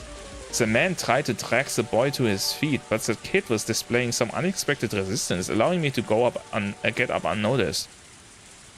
I grasped the rock the man had just beat me over the head with. Oh, is he gonna kill them? Now it's my turn. Yeah! The rock should be able to supplement what meager strength I had left, adding more than enough power to my attack. Yeah. Bro equipped the rock.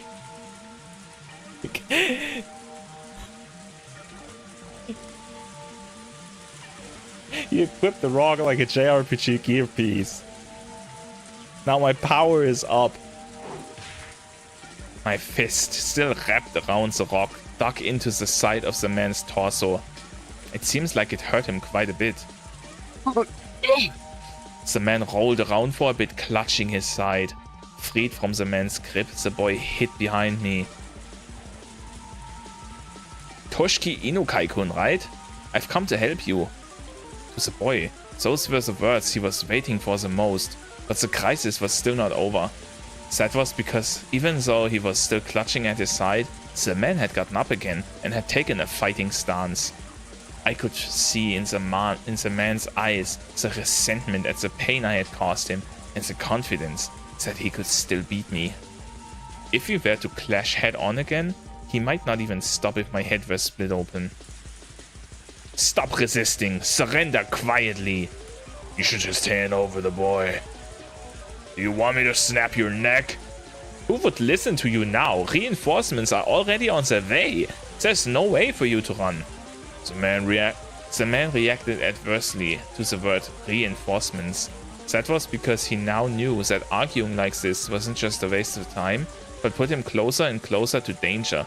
Realizing that, the man shifted mental gears almost too quickly. Yep, that was a rookie mistake. Don't tell somebody you got backup coming. Make it a surprise. It helps. Then let's finish this fast. How about this? This is just...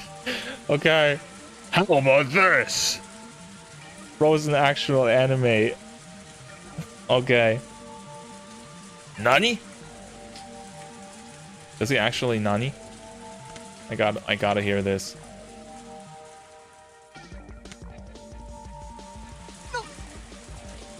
No, he doesn't. He only does like half.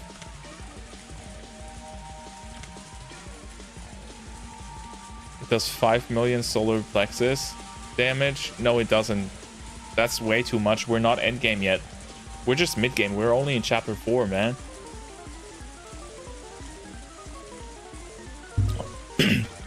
Omae wa mou shindeiru. What the man pulled from his back pocket was, of all things, a gun. Of course, I'm a police officer. It's not like I don't know what a gun is. But having one pointed at me was something I'd never experienced before. Was it real? Of course it was. There was no way it'd be a replica in this situation. Put both of your hands behind your head and lay down quietly. Don't get cocky, you villain. Ah!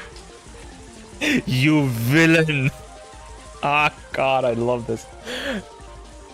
I won't do anything you say. You stupid idiot. Do you not know what this is without me shooting you with it?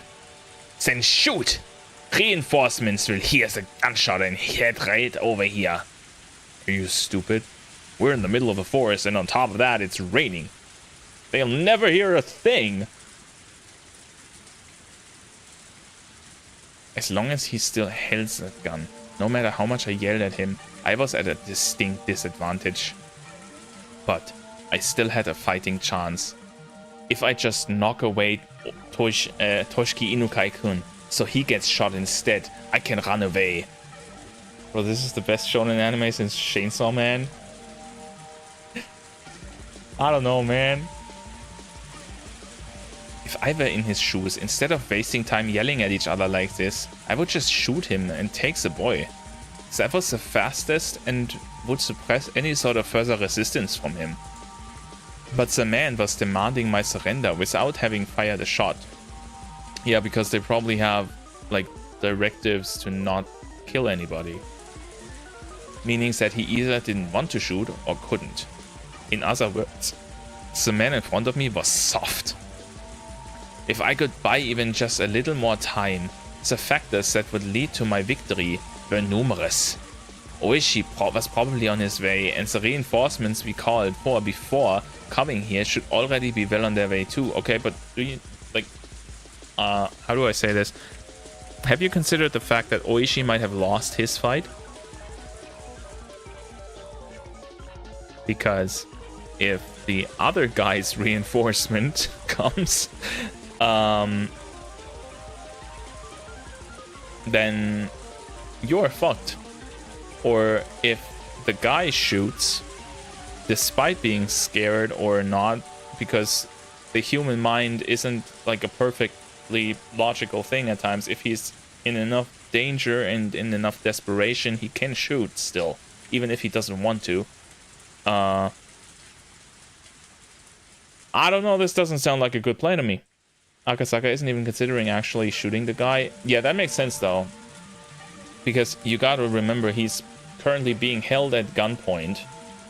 Like this, you are Akasaka. And do you have your gun pulled right now? You don't, right? Because you didn't expect the opponent to have a gun. So as soon as he grabs for his gun, he could get shot. So you don't do that. Not a good idea. If you're already at gunpoint, you already lost, basically. Not only that, they should have contacted the local police box. Without a doubt, somebody stationed in the village would be here much quicker than that. Damn it, do I have to put a bullet in you to understand how dangerous this thing is? There's no escape! Don't add to your crimes! At that moment, I heard the rustling of foliage and heavy footsteps approaching. Please be the other guy. Please have Oishi have lost. It would be so fucking funny to get Akasaka get fucked up. Look, your friend is over there, and then he turns his head and you tackle him and beat his ass. I don't think that works in real life. If Oishi was coming here, it was a whole new ball game. The man couldn't have more than one gun. Oishi-san! Over here! Over here! Huh? I had thought that time was on my side, but I had failed to even imagine that the enemy could also have reinforcements. Sometimes this author just does the right thing. Sometimes, often he doesn't, but sometimes he really does. You could tell the man who had just appeared was one of the perpetrators just by looking at him. What are you doing? If you don't hurry up, the police will get here. Stop lollygagging. Damn it. What happened to Oishi-san? Ah, the choppy fella. He's down for the count. He is? Damn it! The boy is sensitive to the impending danger curled up behind my back. How could this be? Damn it! Your buddy isn't coming. Serves you right. Shoes on the other foot now. As I backed up against a large tree while still protecting the boy, the second man also pulled out a gun. Okay, now it's getting unfair. Won't be saying this. Won't be saying this twice. Put your hands on your head and lie down. I refuse. Oh shit, he got shot. Hell yeah.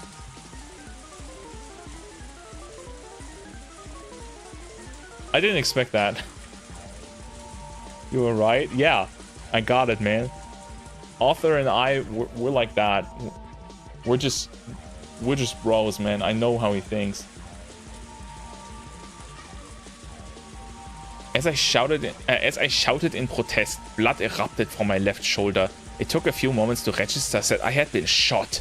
Compared to the ones from in the movies and TV dramas, the first actual gunshot I heard was simple and mundane. In fact, the sound was more akin to a small fireworks I used to buy from the corner store as a kid. Yes, and that's why you don't get hurt in the rain. But there was no comparing the pain.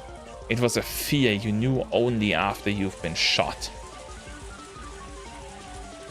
I have an inherent want for the protag to win when I am immersed. I mean, I don't want him to lose, but I think it makes for a better storytelling if it is logical, right? And him losing in this situation is the logical conclusion, because he basically has no chance as soon as he's held at gunpoint, especially when you consider that just like a minute or two before, someone was beating his head with a rock, and you just don't brush that off, and like he's still feeling that, and he's still wobbly and everything. This guy he's done for. Sir, are you okay? Are you okay? The boy, in his confusion, tugged at my clothes, agitating the wound even further. Stupid boy. I wanted to put a bold face and reassure him, but my voice was hoarse and has the opposite effect. I'm alright. I've already called for backup. There'll be a full squad here soon. Ka. It'll be quicker to put one through your head before the cops get here. But the family said no needless killing, so I'm taking it easy on ya. Don't mess with me, or I ain't holding back. This was bad. It was very, very bad. This second man was a completely different beast than the first. He had no signs of indecisiveness or mercy. If this man had said he'd shoot, he'd shoot. He was somebody. He wasn't somebody that a man like me could buy time from. I really hated to admit it, but at that moment, the image of Yuki's smiling face crossed the back of my mind. I knew what that meant. I was warning myself not to throw my life away over a matter of pride. Of course, I didn't want to die here. I was just starting a new life with Yuki and wanted to see the face of my soon-to-be-born child. Well, you should have listened to Rika. Why should I risk my life for some minister's grandson when I was at such a critical juncture in my own life? Ah, damn it! I need to stop rambling at myself. So what do I do now? Give up the boy and extend my own life? What a good idea. Everybody's life is precious. My own life was in danger. Nobody would blame me. Ah, god damn it, it hurts, it hurts. If I had known it would be this painful, I wouldn't have played the tough guy.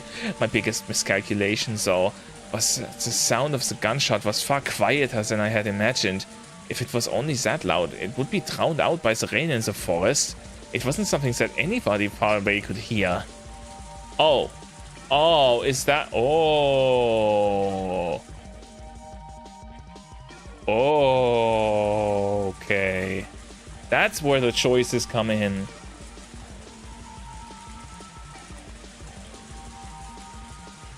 Okay. Let me be real. If this was like a branching thing, I would just do what I do and not make a save. But as we all know, this is not branching. This is probably just gonna lead to a dead end, and then we have to replay this section. So we're gonna make a save here, so we don't have to wait through all of the dialogue again, okay? I think we can all agree on that being the best idea.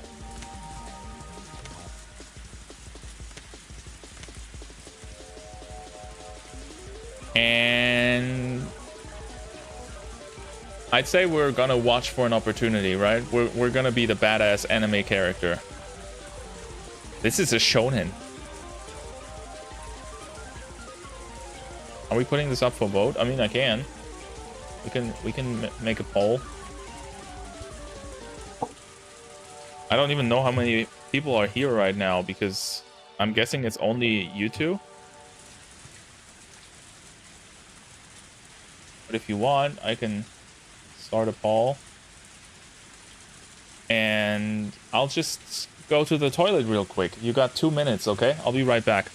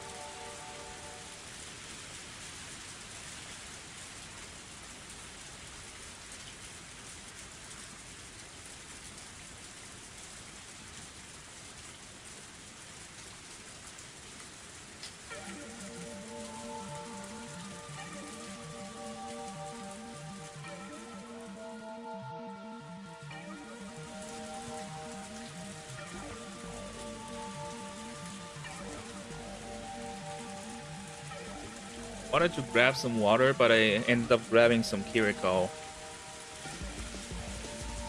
So what do you want me to do?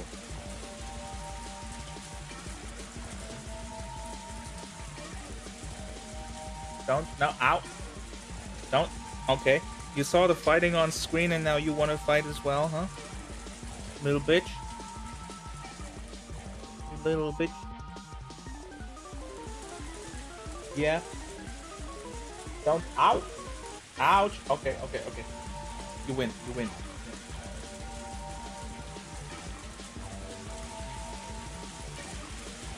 And now I need my lint roller again.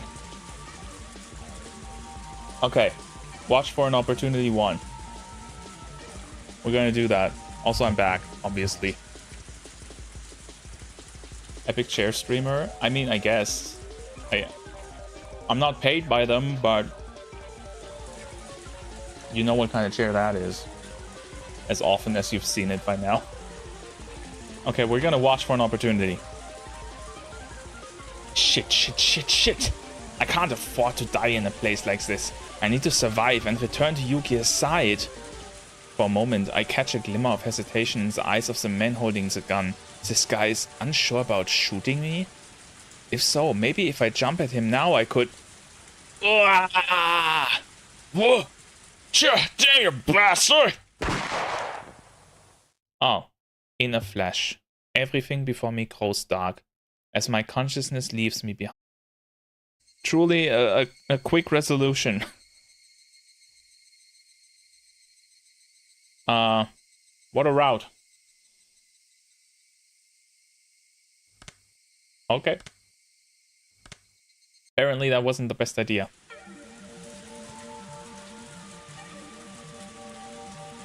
Here we go. Don't do that. Leave Cloud alone.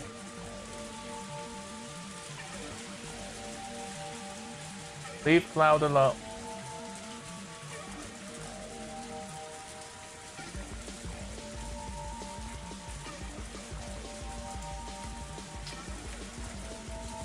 See that? Where she's standing? That's a figure of Cloud's Strife on his motorbike. And it's currently being gnawed on by my cat. Yeah. So much for collectors. I'm gonna resolve the situation real quick, okay?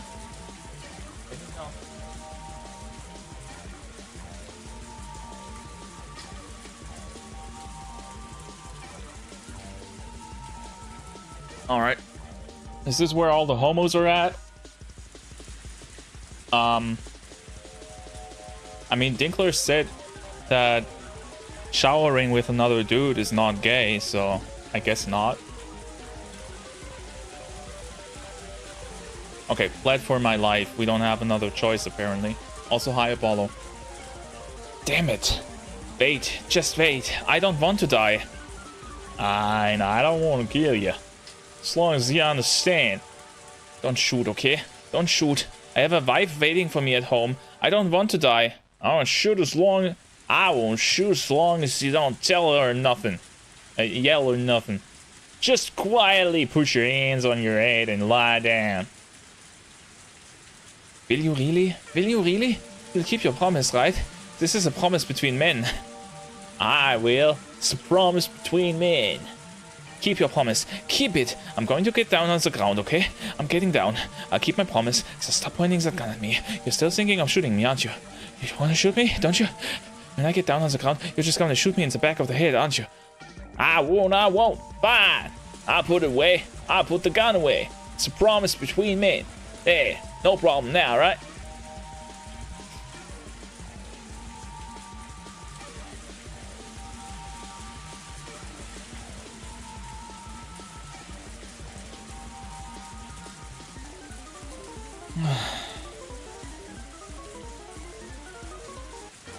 Why does the stream keep dying? Wait, is the stream dead?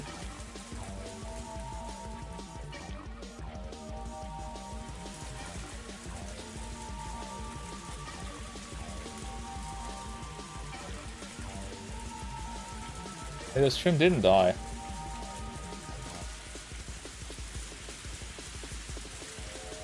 Did it?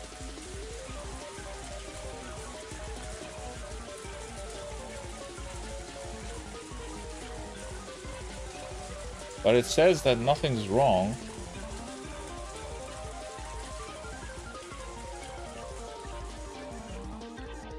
Maybe it's just my end, but there was a green screen for a little bit.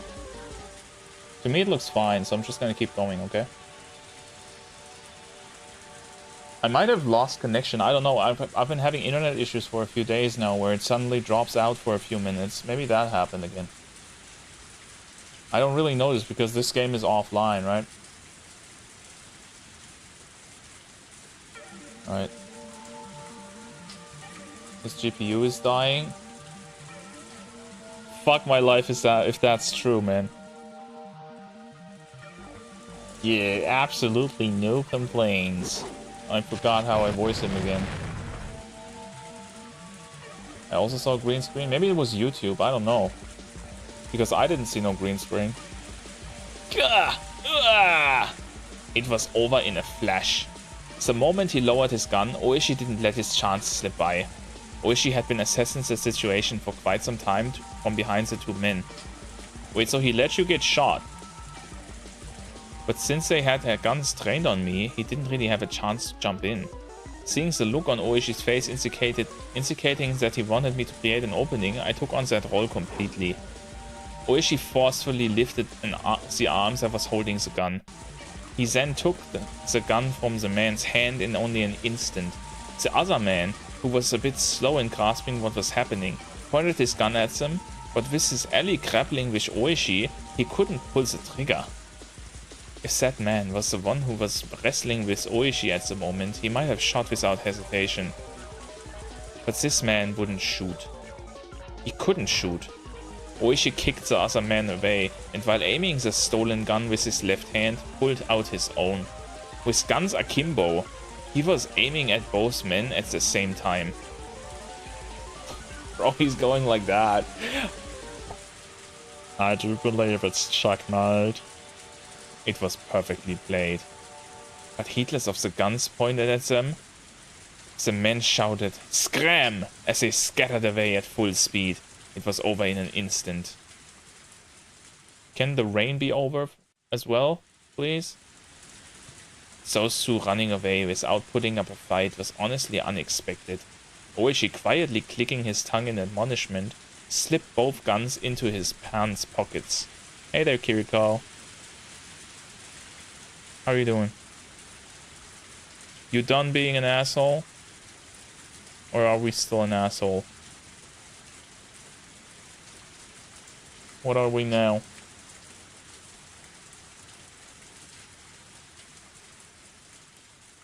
Leave the lint roller alone.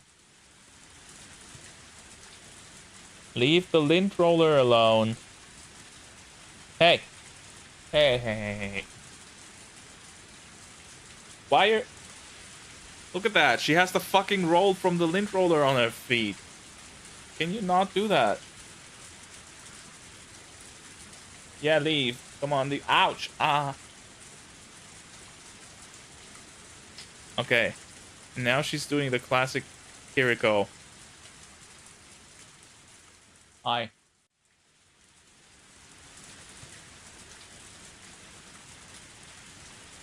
Goodbye. Alright.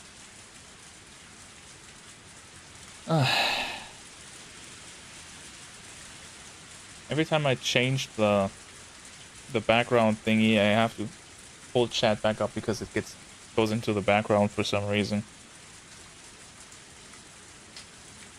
Am I?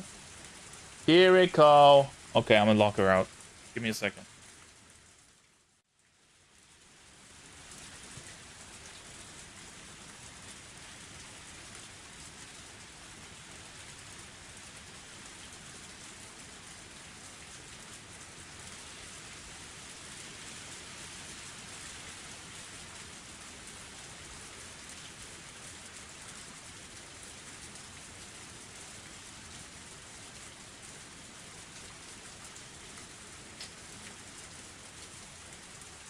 There we go. Yeah, I can see you. She is so mad. She's sitting in front of the cat entry thingy, the little cat door I have in my big door. And she's looking at me. Because she's locked out, but she can still look inside the room. She got jailed. Yeah, but she scratched me. Like, maybe you can see that. Here. Do you see that? She scratched me. That's not nice. I don't like being scratched. Oishi, quietly clicking his tongue in admonishment, slipped... Oh, we already did that. Those guys know their stuff. What do you mean? An officer won't fire at somebody who's fleeing. I want to keep my pension here. Oishi and I grinned at each other. Are you Toshiki Inukai-kun, the grandson of the Minister of Construction, Inukai? Yes. This is going to be a major incident. We probably only cut the tail off the lizard, though. Oishi smiled amusedly. The fact that the Onigafuchi Guardians, or as the Sonosaki family behind them, was pulling the strings was apparent, but proving it won't be easy. And with apologies to Oishi, this incident was unlikely to go public. If this caused an uproar, it would obviously I got a hiccup. It would obviously lead to the minister losing his office. But why? Why it's not his fault? With HQ having decided that doing so was in the national interest, this would probably be cleaned up quietly. It might be a rough way of saying it, but this was born in the shadows and was going to die in the shadows. I'm gonna get a copyright strike for that. But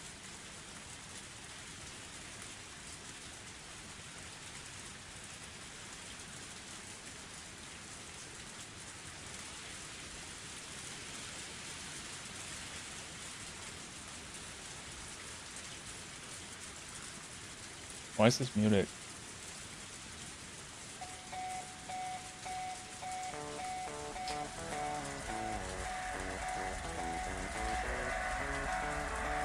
Maybe I can avoid the strike.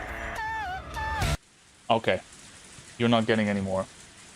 I hope everybody knows the meme and this was worth it. What in the emo is going on? This is like the most well-known emo song of all time.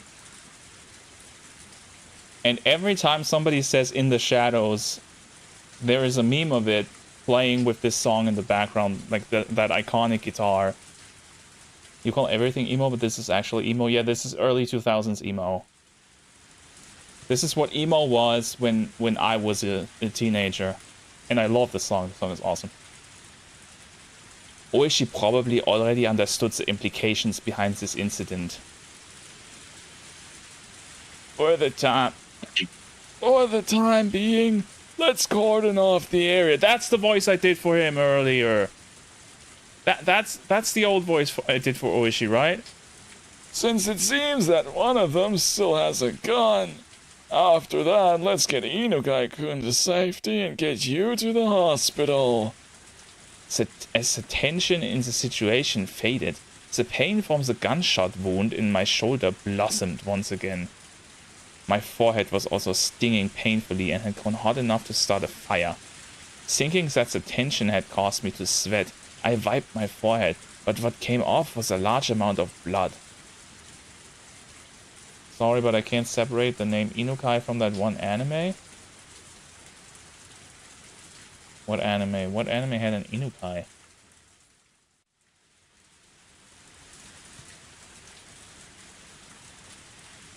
I remember the name, but I can't think of who you mean. I realize that my shirt has been stained bright from the blood flowing from my head. The most cursed anime to be aired on TV. My life as Inukai's dog. I don't know that one. What the fuck are you watching, bro? I turned around. The boy was safe and sound, without a doubt. There would probably be an investigation on the man who ran, but that was for another day. At this point in time, I could safely say we had cleared the major hurdle of securing the boy's safety. As soon as I recognized that, I felt like the lights in my head had been hit by a power failure. Oh, is he still gonna die? My knees buckled from underneath me, the ground feeling as soft as a cloud. It didn't feel unpleasant, even as I was covered in the rain-soaked mud. Oishi came closer, asking if I was okay, but somehow couldn't tell. Like, okay, I know asking, are you okay, is like the default reaction to anybody acting weird, but he got shot, like, in front of you. You know he's not okay. No, it's just infamous? I've never heard of that. I turned off the switch to the last light in my head. The exhaustion enveloped me. Sleep. Something softer than any blanket wrapped around me. If this is the end of the game, this was like the shittiest visual novel I've ever played.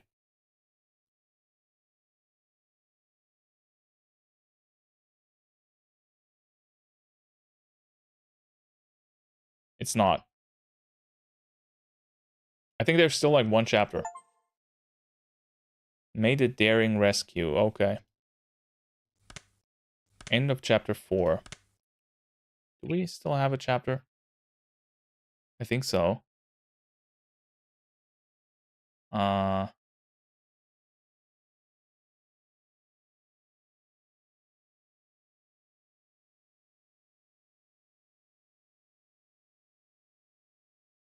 Wait, where's my Steam? There it is.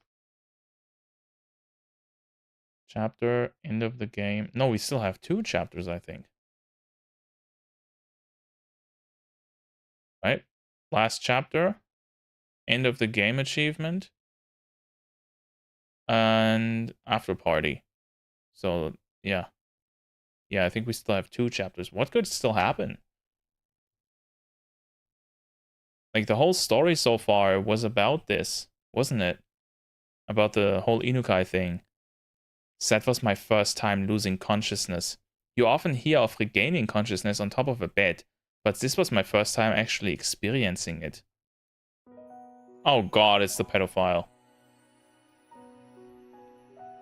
Hello? Are you okay? Realizing that I was awake, a young doctor called out to me.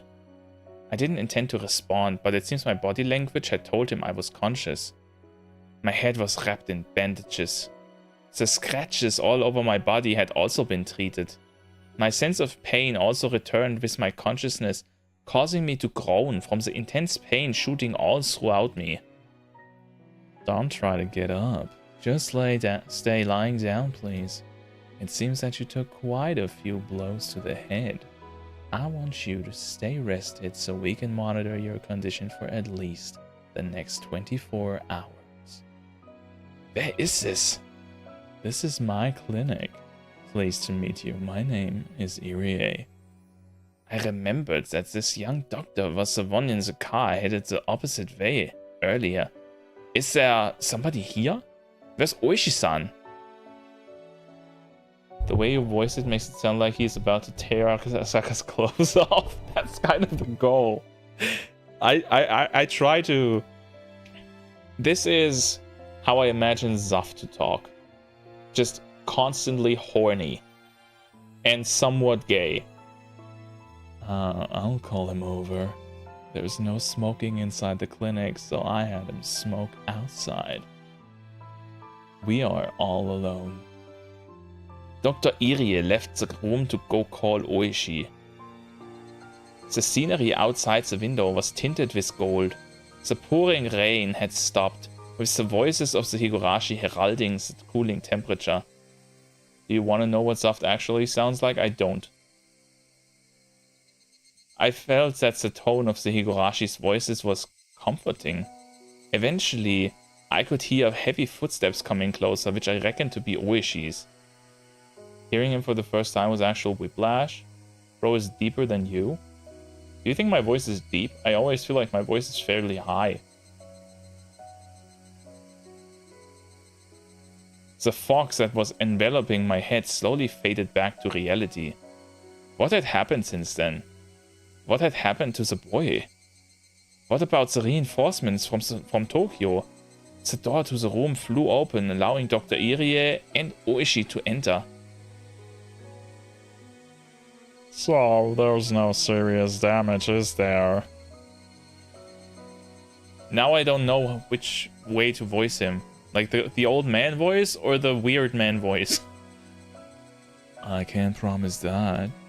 I assessed the wound to his head was dangerous the moment I saw it. Got it, got it. I want to have a little chat alone with him for a bit, would you mind? Let's just say this is young Oishi, and the one I usually do is old Oishi. Because there's like 6 or 7 years between the games. Yeah, go ahead. Call me if anything happens. Oishi, after basically forcing Dr. Irie outside, shuts the door. How are you feeling? I did something I'm not used to, so I'm pretty banged up all over. No. Oishi brought over a folding chair that was leaning against the wall and sat down beside the bed. Were the perpetrators arrested? Unfortunately, no. They've probably already fled the prefecture or are being hidden by the villagers. Well, we won't let them get away. What about the minister's grandson? They're taking care of him at the station, but your colleagues from Tokyo are rather insistent that nothing can be recorded. Shige-chan doesn't like that too much. The kidnapping was a confidential matter, so his custody was also probably being kept under wraps. How the kidnapping of the minister's grandson would be handled, how it would be covered up, treated like it never happened, would be handled by the brass. If this case ended without the nation going into an uproar about it, then our job had been done. The possibility that the minister had negotiated with the perpetrators couldn't be ruled out. But something like that was no longer my concern. My role in this case was over. Sorry for the trouble. You must think that public safety is a rather unseemly place, don't you? No, we all work on the government's dime. Oishi laughed boisterously. When we first met, I was somewhat prejudiced against Oishi, but now that feeling was completely gone. My question is, couldn't you use public outrage as leverage to get the dam proof? I mean, that is actually a good question. Like, even if this gets, like, even if this, like, doesn't get out from the police's side, couldn't it still easily get out from the villagers' side?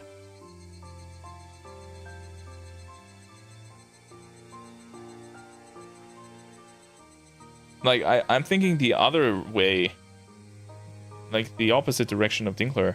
Wouldn't this help the anti-dam movement? If this got public?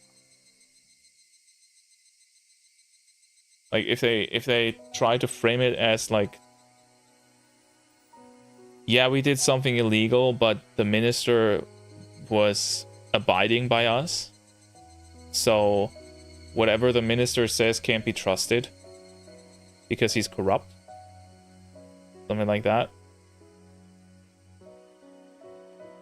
Like, who knows what else is going on behind the scenes? If he can't even talk publicly about his grandson being abducted.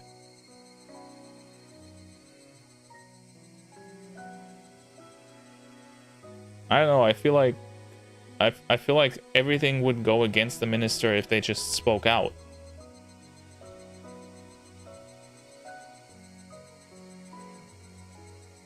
It would be inconvenient for us if this case was handled properly instead of being hidden away. If that happened, we wouldn't be able to have something to go at the Sonozaki family with since they were behind it all. Well, if we just start poking around, we'll get all sorts of pressure put on us, though. What a mess. Are you going to continue the fight against the Sonozaki family after this? Nah. There's all sorts of dark rumors swirling around them, but it's not like I have a personal grudge. It'd be wise to not step on any toes here. Nah, my ass. Yeah, I mean, to be fair, He probably does have a grudge as soon as the stuff with the foreman happens, because they are friends, right? We played mahjong together with the guy that gets killed, and he's a close friend of Oishi's. So maybe that's the reason why he continues to go after them in the later series, like in the later years of the game. Oh, that's right. There was word at the station from the prefectural police. Your colleagues arrived at Nagoya and are driving up here right now. You've got your battle scars, so you're being recalled to Tokyo, apparently. That's how it's shaking up. Good job. Your work in Okinomiya is safely over. I was being recalled to Tokyo. I inadvertently breathed a sigh of relief when I heard those words. I'm deeply thankful for your cooperation, Oishi-san. It seems the collaboration fee I paid you didn't go to waste. No!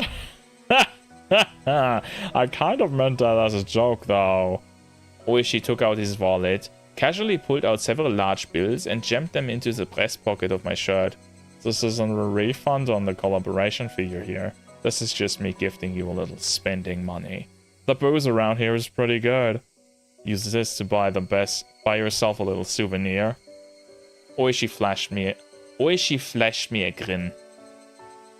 If your injuries turn out to be not too serious, call me before you head back to Tokyo, will you? The old man and Sato-san said they'd like to sit at a table with you again. Oh my... Can't refuse that. And no tricks this time, just plain old fun. They always say that. This world is done for if an active officer can cheat that blatantly. No, it's not often that we meet someone who's more than a match for us. It's too bad you're going back to Tokyo. When I heard the words, going back to Tokyo, from Oishi, I was reminded once again that I was relieved from my duties. Soon, Yuki would be giving birth. It might still be possible to attend the delivery that I had at one time given up on. When I thought that, the pain from my injuries became trivial. I wanted to hurry back to Tokyo and see Yuki at once. Can you pretend that your injuries are a bit more serious and hang around Okinomiya for a bit? I can introduce you to a few nice places. Of course, I won't make you pay for everything. I'm terribly sorry, but I'll have to take a rain check on that. My wife is due to give birth any day now. I want to hurry back home. Oh my, I didn't know that. Then you shouldn't be hanging around here. You have to hurry back home. Okay, I gotta say something. First of all, I think that having Rika as the poster girl for this chapter is not a good idea. The poster girl for this chapter should be Oishi.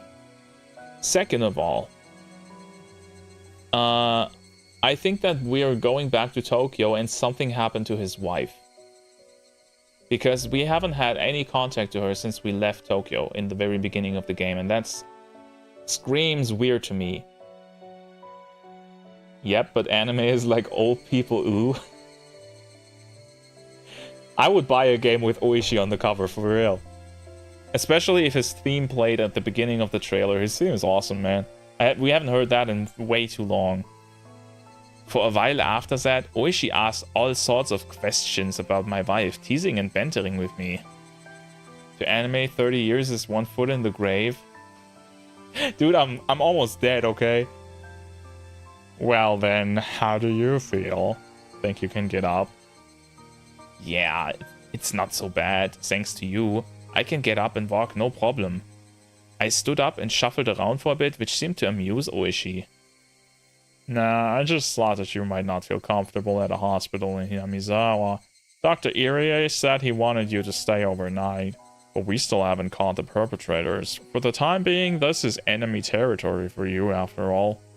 Are you saying this hospital isn't safe? Well, Dr. Irie is somebody who's well regarded in the community. I don't... In what community? Dr. Irie. In what community? Community. The Blue Archive community? I don't think anything will happen while you're here, but I'm more worried about your mental health. I had relaxed a bit now that things had progressed this far, but it was exactly as Oishi had said. When I realized that this was enemy territory, I suddenly felt uncomfortable. Yeah, I know haven't been around for long, but seriously, how much was Rika in this chapter? I think we had like 3 scenes with her. In our first stream, she was there at the bus stop, right? And we took that Hinamizawa tour with her. And then on the second stream, we had the second day in Hinamizawa where we went to her home, like the shrine grounds, and she went all creepy and told us to go back. To go back to Tokyo, because if we don't, something bad will happen to us. And then, well, the third game, you've seen most of that, right? It was the same day? Oh. Okay, my bad. I'm sorry. But seriously, she's not really around much. Like, I don't really see why she's the poster girl. I feel like this game was just written to have a Rika chapter. Like, to have an excuse for Rika fans to have their own chapter because she's not properly written in the whole story as a main character of sorts. So he wanted to give fans something. I think I heard that originally this game wasn't planned. I think somebody in the comments of the last few streams said that like months ago, that the 4th game in the series was actually not planned to be the 4th game and was just an extra, basically. And that's why it's shorter and lower quality than what comes before and after. Irie is a well-known pre-2.0 Wuthering Waves player. Irie has Encore fully maxed out with a S5 String Master and solo clears Tower of Adversary with Encore to this day. Which you can, by the way. Like, she's still pretty good.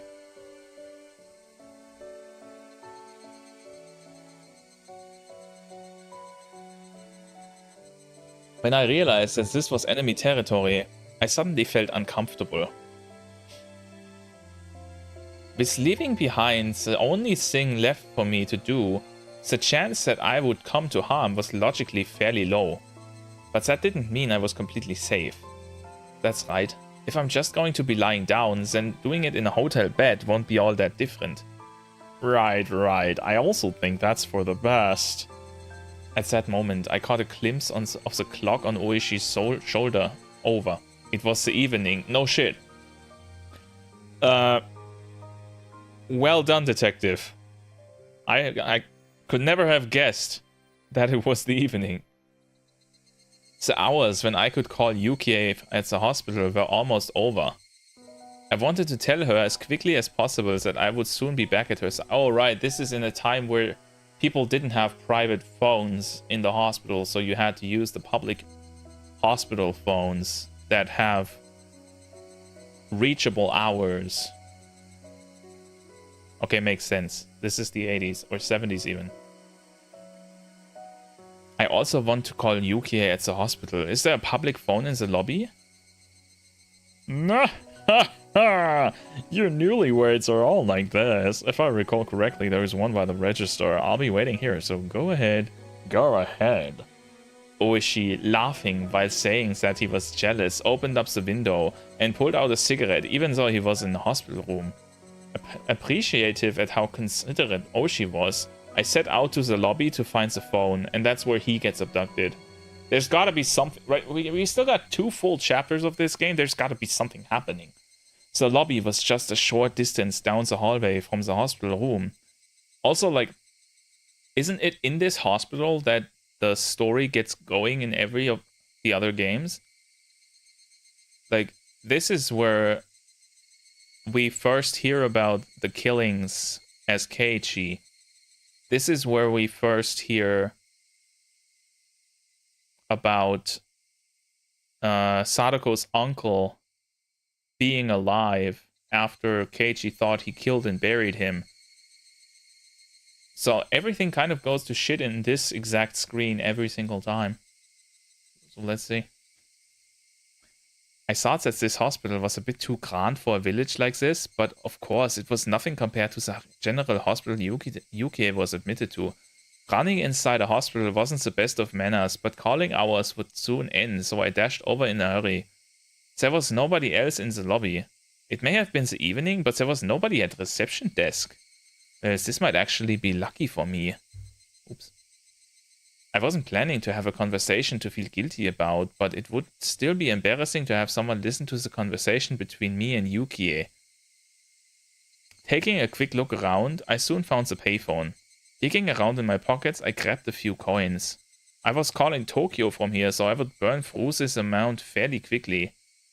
I picked up the receiver and inserted the coin, then dialed the number for Yuki's hospital, which I had completely memorized at this point. Okay. Two possible scenarios I see in my head for what's gonna happen next. Either he calls and they're gonna tell him that his wife died in child delivery. Is it called child delivery? I don't know. Like when you get the child, you know? Childbirth. Or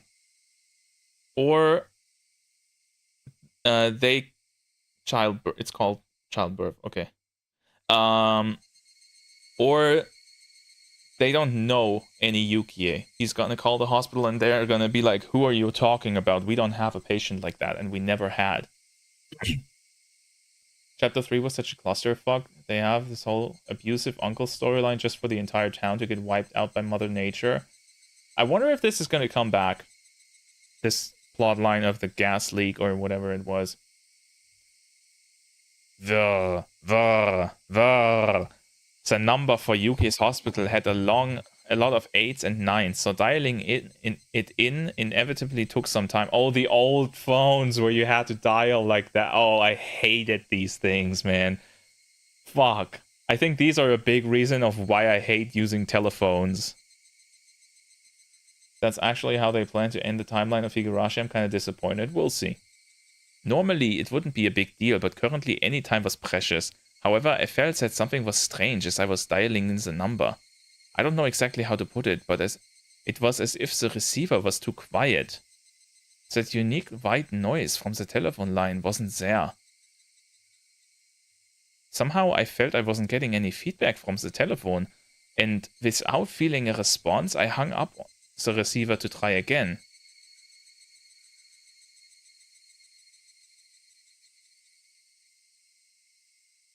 Is he now also in some sort of separate dimension where he is in a in a separated Hinamizawa where nothing gets out or in? The coin popped out from the return slot. Oh, it's the same thing as with Keiichi. Somebody cut the line. Didn't that happen with Keiichi as well? That he wanted to use that payphone at the end of the first game, and somebody had cut the line? Or am I misremembering something? I reinserted the coin and began dialing once again, but the receiver was still dead silent. What is this? Is it disconnected? While I was wasting time like this, the amount I had to spend talking with Yukie shrunk. I began to feel needlessly impatient. Excuse me. I felt the presence of someone on the other side of the glass, so I called out. There was an immediate response, and a man who seemed like a pharmacist came over. Yes, how can I help you? Pardon me, this phone seems to be acting a little strange. Could you take a look at it? The man came over and tried testing various things with the receiver pressed to his ear. Come to think of it, this was someone who worked at the hospital, not someone from the phone company. Just as I didn't know much about phones, neither would he. Huh? What's this? The man held up the cord that connected the phone to the wall. It was completely severed. Yeah, somebody is trying to not... Wait. What if this whole Inukai thing was some sort of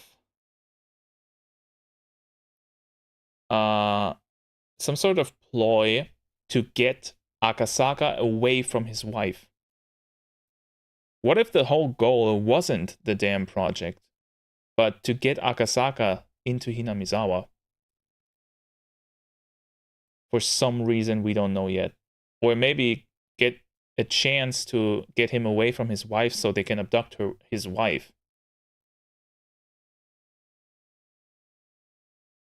Just a thought.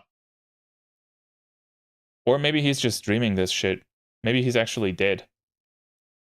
What the heck is that? Well, this is a dilly of a pickle. I'm sorry. Well, this is a dilly of a pickle. Can't do anything with this until somebody from the phone company comes and fixes it. If you're looking for a phone, do you want to use the one in the office? I didn't want the people in the hospital office around while I was talking. Heavens to Betsy! I'm currently watching an anime called Anne Shirley, and it's based off Anne Shirley, the TV series from the 70s or whenever that came out, which is already based on a novel from like 1920 or something. And the anime, which is a 2025 anime, they talk like that. It's so cool. I love it so much, man. It's so retro, but it's also well done. I love it. You need to put your finger pointing up when you say it. Oh, I'm sorry. I need to grab my SpongeBob voice for that.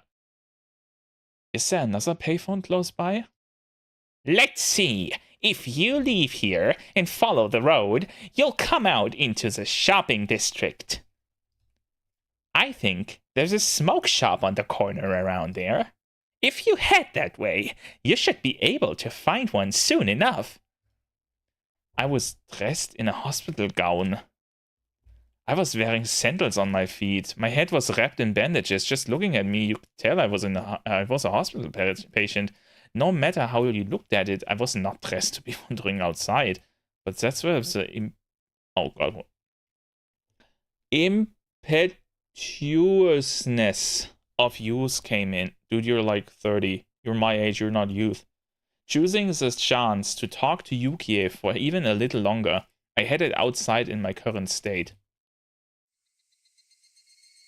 Follow the road to the shopping district. Should be able to find one soon enough. With only those 2 lines as my guide, I ran outside the gates of the hospital. Yeah, I look, okay, chill, bro. Okay, look. She literally just said that Hinamizawa is still enemy territory for you, and you go around, running around at near nighttime without any thing, like nothing. You're in hospital gear. You are in starter gear. You are a waste of skin in Bloodborne terms, and you want to walk around in enemy territory in the dark and not get stabbed. I don't think this is gonna work out. With the village nestled in a valley, when the sun set, it got dark quickly. The sparse streetlights lit up enough to start attracting moths. The Higurashi, knowing the time for their chorus was soon at a close, redoubled their fragile cries. Totally not dangerous, gotta call the wife. I mean, yes, calling the wife is very important, but not that important. Finding the payphone wasn't as easy as the person at the hospital had suggested. Was it still up ahead? Did I miss it already? Was I just getting farther away?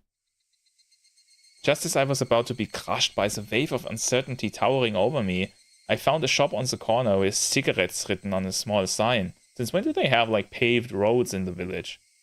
Have we ever seen paved roads in Hinamizawa? Is he even in Hinamizawa? The translation of this game sometimes feels like the lead was trying to hit a fancy words quota, and he's like, how do I put this simple concept as comically smart as possible? I mean, as far as I know, I'm not a big Higurashi head, but I think that the translation of this game is actually a fan translation that the company, which I think Manga Gamer did this, basically bought the rights off from the fan translators so they can use it in the official English release.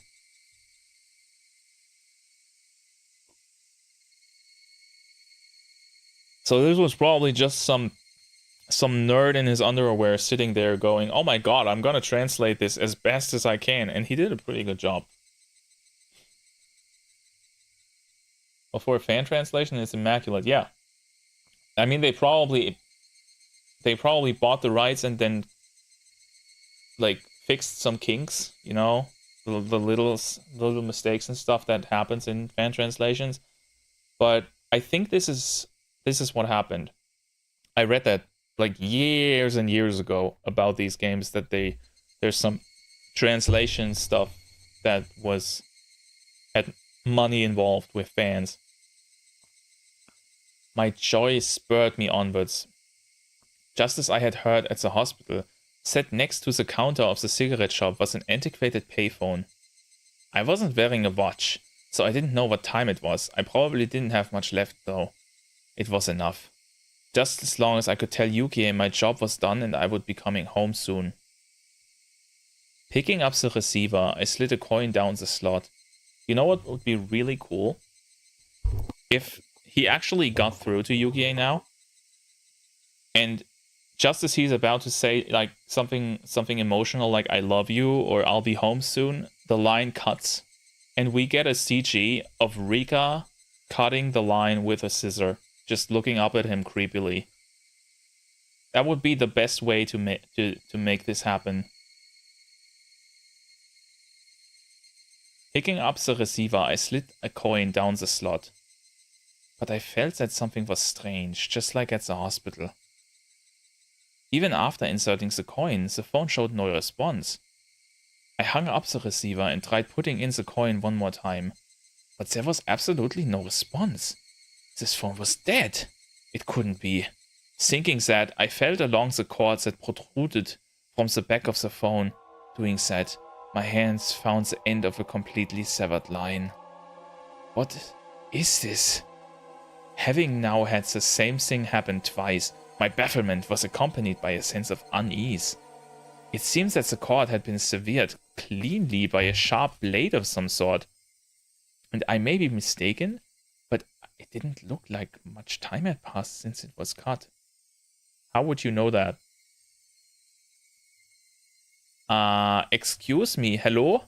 Opening up the booth window of the tobacco shop, I looked for someone in the dimly lit interior. Eventually, there were sounds of somebody plodding down some stairs and an old lady appeared. The old lady's plodding and lethargic steps for some reason only served to make me more frantic. You need some cigarettes? I'll need to get my husband. I'm not here to buy cigarettes, rather this phone here. Realizing that saying the phone was broken and asking them to take a look at it was going to get me nowhere, I swallowed back my words. Sorry, it seems that this phone is broken, and I was wondering if you could tell me where there's another payphone. The old lady moved her jaw up and down slowly, as if chewing on the meaning of my words. It seemed that she wouldn't understand until she had digested things thoroughly. So the phone is broken? That's it. This is actually kind of creepy. This is horror movie writing. Like, this is weird.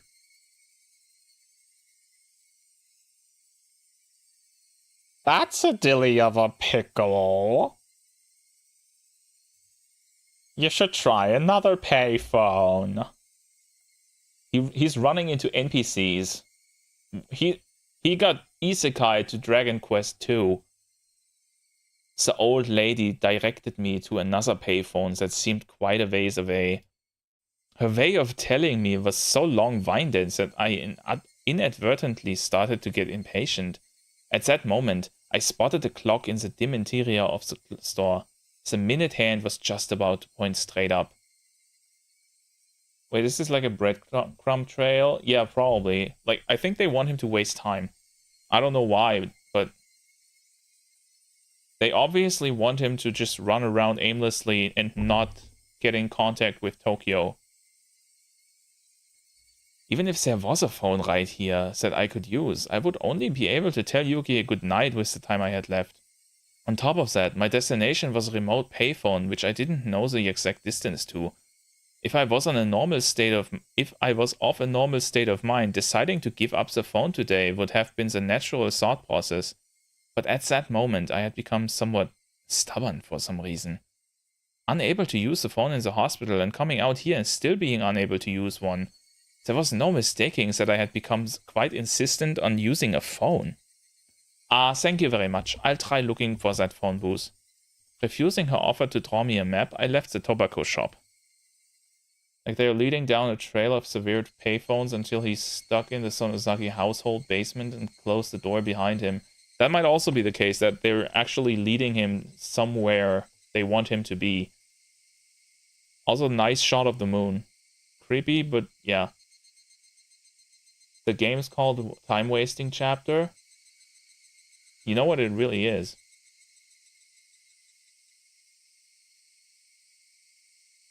It's called Himatsubushi, and that translates to time wasting, killing time, basically. Like, if you're bored and you're waiting for something that is like a few hours away and you're killing time, that's what this translates to.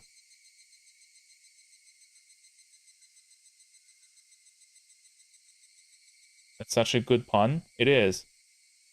If only the game wasn't so slow to start off interestingly, because I'm liking it right now, but it took way too long to get here.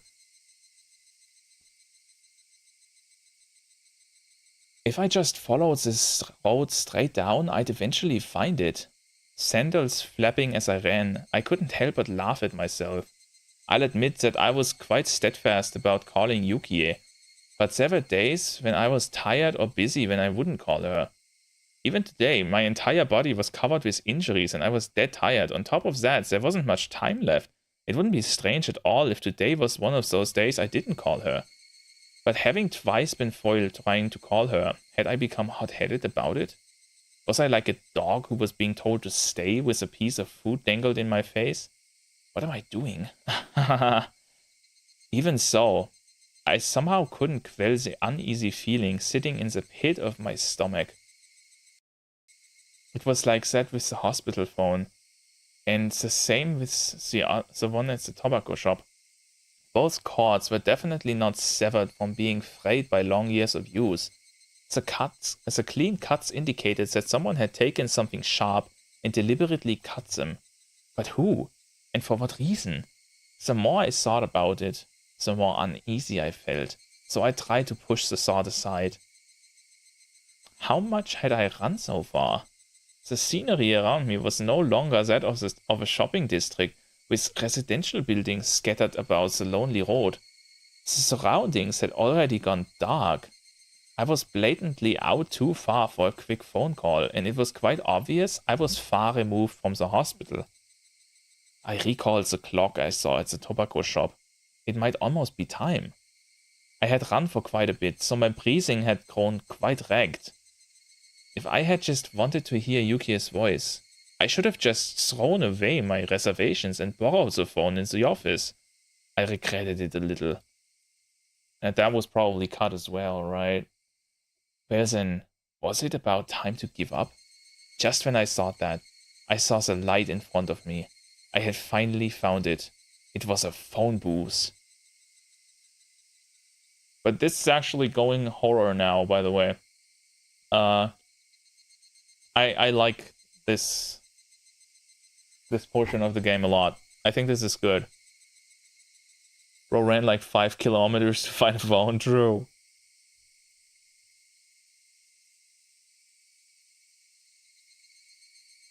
Isn't this the same one where Keiichi died in the first game, though? This crossing, I think I've seen this screen before. It seems that the light in the phone booth had recently been changed, as it shone with a vivid white light. Oh, is this a metaphor for dying? Going into the light? Although, in the gloom of Hinamizawa, it was nothing more than a gathering spot for moths. But in any case, I had finally found it. As my hand touched the door of the phone booth, I realized I was breathing and sweating heavily.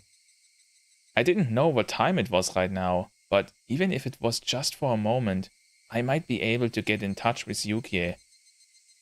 Since I had spent all this effort getting here, turning back without even giving it a try was out of the question. Before I picked up the receiver, another wave of uneasiness washed over me. I was worried that the phone cord might be severed as well.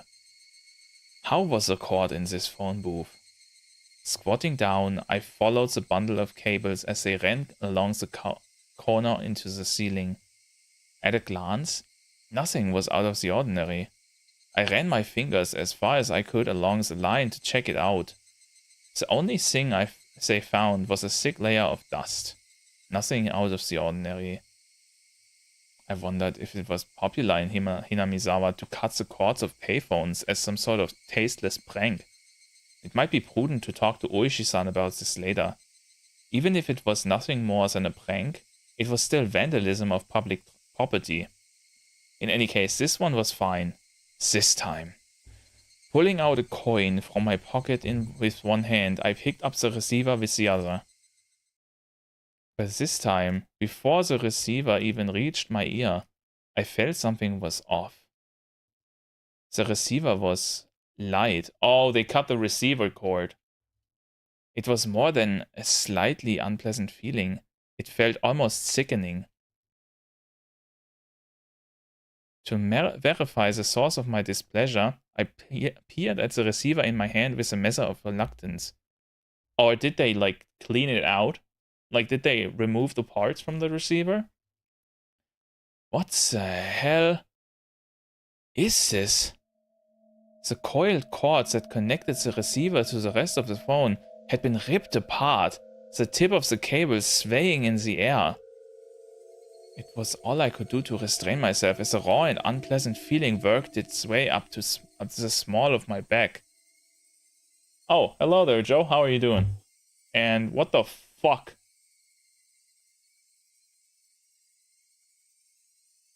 Rolling a 100. You are insane. I'll be right back.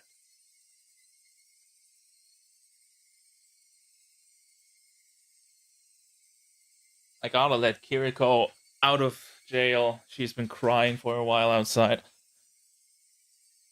I'm your god now. Give me the channel. You don't want it. Believe me, you don't want that. It was a type of dread. Okay. Okay, now my back is fine again. I will stream Hollow Knight while wearing your skin. Don't please. I don't think you are fat enough to wear it. Like it's probably a bit too big for you. At that moment, I heard the crunch of somebody stepping on gravel. The light was reflecting off the walls of the booth, leaving me unable to see outside into the darkness. I steeled myself and stepped out of the phone booth. The inside of the booth was lit with a strong light, which might have made it warmer in there. Just stepping outside, I could feel a chill wash over me, and there was the silhouette of a person. A small silhouette. Oh, it's Rika. You are... The long hair of that silhouette was blown about by the cool breeze. This is not gonna go well. Uh-oh. That's right. Injured people shouldn't be sneaking out of the hospital. Somewhere in my head, I knew who this girl was. I didn't have any basis for it, but I knew that she was that girl. Right? Akasaka? She, Rika Furude, said that almost like it was a warning. Did you do this to the phone cord? Her expression remained unchanged and my question was left unanswered. In other words, no response. Regardless, I felt that she had affirmed my suspicions. Why would you do something like this? Why? The last word had a tinge of anger behind it. I frantically tried to smooth things out, but she didn't seem very afraid. There's nothing that can be done. Huh? I interpreted her words as meaning that I wasn't going to be in time for calling hours at the hospital. But thinking about it, that would have been a strange thing to say. Why would she know something like that? I could take what she had said to have any other meaning. She just stood there like a mannequin, not even moving an inch. Almost to the point that if the wind wasn't occasionally rustling through her long hair, there would be the illusion that time had stopped.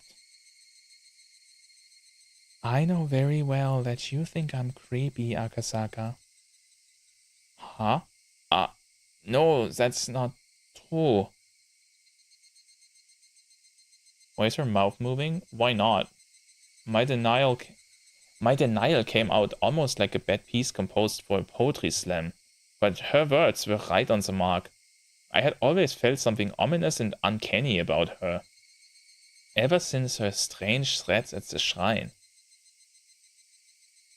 She had noticed that my expression was contrary to my words, seemingly laughing at the gap between them.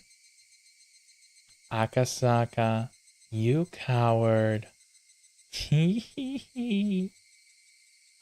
I'm not a coward.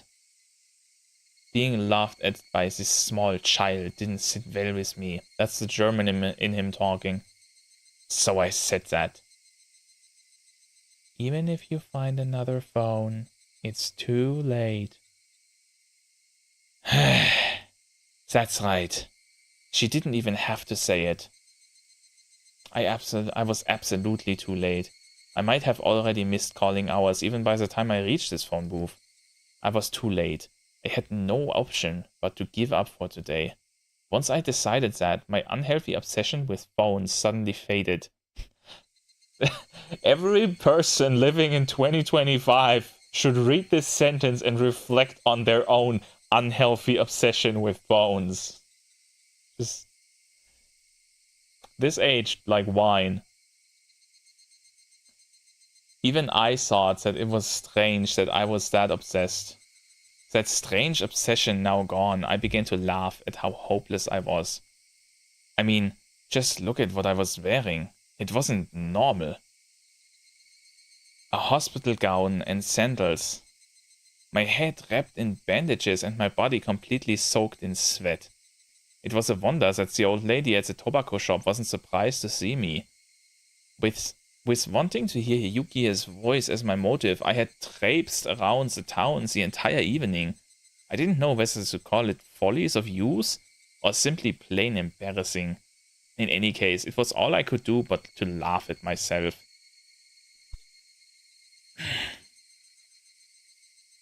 Now, there's nothing left for Akasaka to do tonight. You're right, there's nothing. I'll just quietly return to the hospital. That's fine. Do you know the way? I hope I do. She waved her little hand as I began to head back the way I came. She began to follow alongside me. Looking at her face, I could see that she wore a mischievous smile. People's first reaction to dangerous situation nowadays isn't to call for help, but to put it on TikTok for views. That is unfortunately very, very true, because people are fucking dumb. Don't be dumb. As if she was extremely interested in whether or not I would get lost. Is Rika-chan's house also this way? It is. Won't your parents be mad that you're walking around alone at this hour? Not really. My parents are busy today, so they probably forgot about me. Even then, it's best if you head on home. They'll definitely be angry. Even if they are, it's much more interesting to talk with Akasaka, so I'm fine. She said that with a face free from worry as she looked up at me once more and smiled. When she showed me that smile, the eerie feeling surrounding her faded. But even then, she was still as mysterious to me as ever. We arrived at the corner I had turned at earlier, but it was much darker than before, and with the point of view changed on the return trip, I wasn't very confident that this was actually the corner I turned at. Wait a minute, wasn't this the guy who wanted her to call him Papa? Yes. The performance of that still sticks with me. You are very welcome to forget. There's no mistake. It had to be this corner. I'm very happy that Joe didn't see that. As I began to move my feet again, the girl crept onto my clothes. Oh.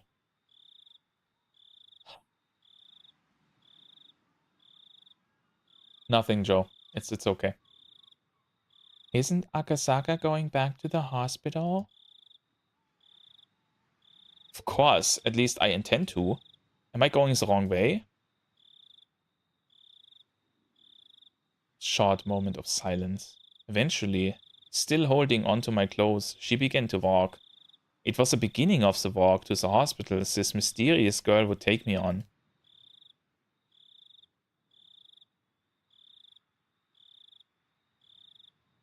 Must have been the wind. Yeah.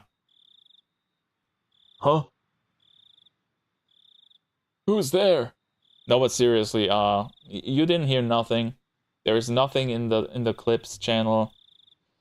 I'm also not embarrassed at all. The person who was running around cutting all the phone cords was you, wasn't it, Rika-chan? You shouldn't do that anymore. Shit, he knows. I'm not sure what you're talking about. Really? She tried to play dumb, but it was written all over her face. Wait. Wasn't Rika trying to protect him all the time? So maybe something bad happens if he does contact Tokyo or his wife. What if that's the whole thing?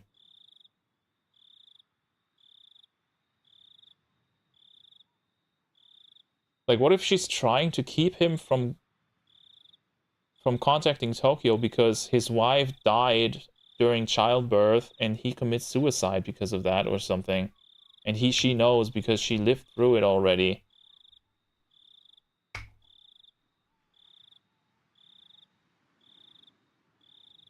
Nipa. I gotta hear the original for that, man.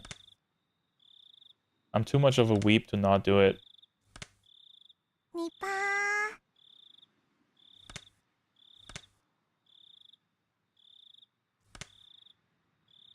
Yeah, she's cute. It was obvious she was trying to laugh it off, but that adorable smile of hers just made me want to forgive her. Ah, I'm going to be a horrible father, aren't I? That momentary lapse in tension was erased by her next words. It's good that they found the grandson safe and sound. I mean, yeah, but from Akasaka's point of view, you shouldn't know that.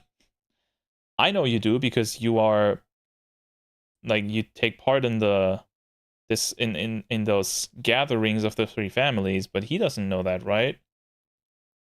Unable to respond right away, I sunk into silence. I had already learned this from Sato-san's info, didn't I? This girl, no, this entire village knew everything since the moment I set foot in it. I considered playing dumb, but in the end I chose not to. With everything being known already, there was no point in me feigning ignorance. Somehow. That's great. Now you can go back to Tokyo. Thank you. Are your injuries bad, Akasaka? I don't know. I haven't heard anything from the doctor yet, so I don't know if they are not, if they are or not. Huh? Come to think of it, I vaguely remembered being told to lie down and take it easy for at least 24 hours. Did that mean bed rest? The wounded shouldn't be sneaking out of the hospital. People shouldn't be cutting phone cords. Meep. I have no idea what you're talking about. Then I don't know what you're talking about either. As we played dumb with each other, we both laughed at the same time. If somebody saw us laughing at each other like this, it would probably bring a smile to their lips. The chances of Akasaka leaving this village alive weren't very high. I don't want Akasaka to die, so I'm glad you're leaving the village alive. Rika-chan, you knew who I was right from the beginning, didn't you? She said nothing, but gave a firm nod. Well then, I think you should know, I think you know this, but we're probably somewhat of an enemy to the people in this village, I would think. I love the subtle, ominous tone to everything in the dialogue. Yeah, I think they, now closer to the end, they are getting back to the better writing. It was not that great in the beginning of this game, let's be real. Also, hey, Pro Dilettante, how are you doing? But you still gave me lots of warnings. That's right. She said it at that time. She wouldn't warn somebody that she was okay with dying. She definitely said something like that. Then I should probably be thanking you. You probably should. I'm your savior. Saying that, she puffed up her chest proudly. She said it jokingly, but the meaning behind those words was quite heavy. That was because whether I lived or died was a decision that might have been made in a place unbeknownst to me. She said those words with such an adorable smile that it took a few moments of silence for their way to settle in. I'd been to this place before. The Guardian's office was there. It was the stone steps leading up to the Furude shrine. When I passed by before, I was so focused on finding a phone booth, I hadn't realized where I was. If I recall correctly, this shrine is Rika-chan's house, right? Yeah, something like that. Looking up at the shrine grounds, it was brightly lit and energetic voices could be heard. What was going on? There's a festival today. A festival? The best and only festival in Hinamizawa. The Watanagashi festival. And you're our sacrifice. Oh, oh boy. This is not good. I don't like this. I'm no. Why are we even here? I thought she was leading us to the hospital and not to our grave.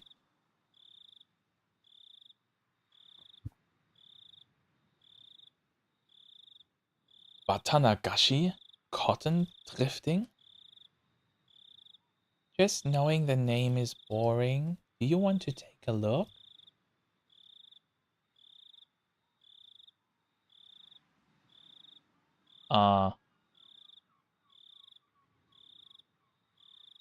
No. Okay, I just had an idea, a theory in my head. We never really survived very long after the Watanagashi festival in any of the games as Keiichi, right? What if, in addition to somebody dying on the night of the festival and somebody disappearing, there is also somebody each year that gets gutted, like Rika did in the third game.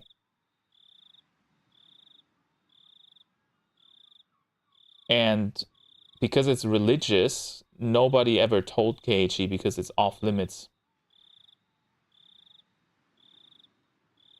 And what if Akasaka is the one getting gutted in the first year?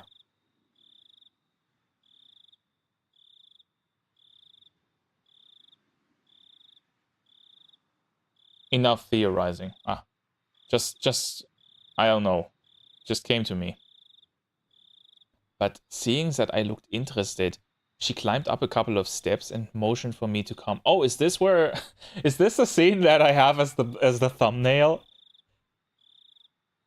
I was only going to go back and sleep anyways. If I had nothing else to do, it might not be a bad idea to go with her on a little detour.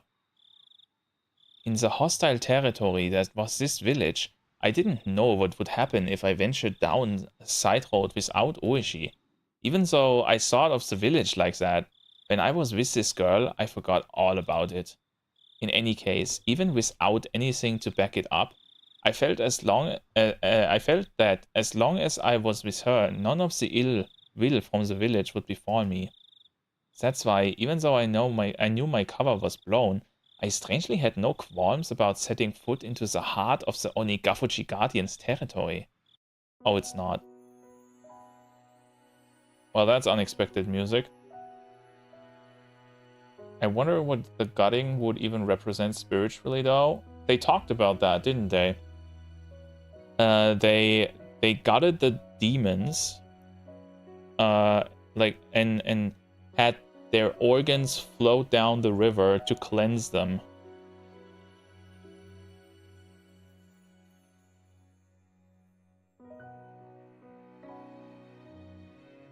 Sorry. Climbing up to the grounds of the shrine, I could see there were about three pavilions set up, with meeting tables and folding chairs.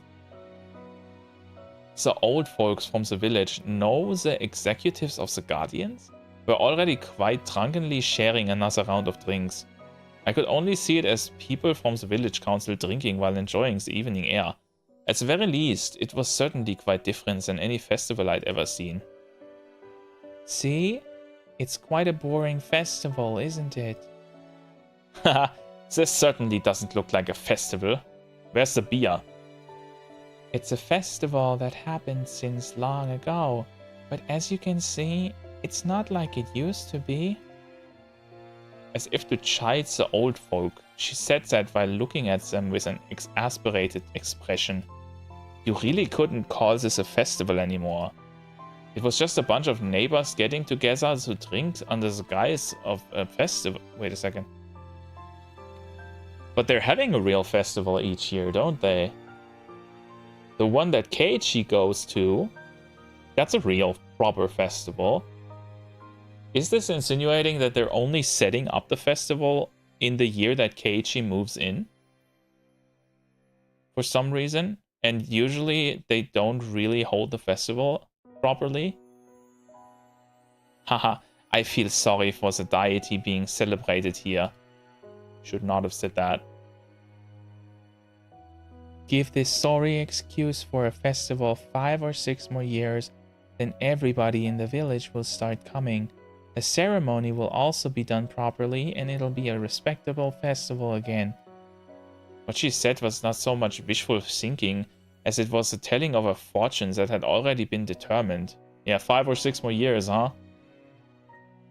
Kinda weird how it coincides with Keiichi's arrival. She wasn't even predicting it. It was almost like she was simply reporting the results. That's how it sounded. Even though it was a baseless speculation, the way she said it wouldn't let me interject. It was the same way she talked when she changed.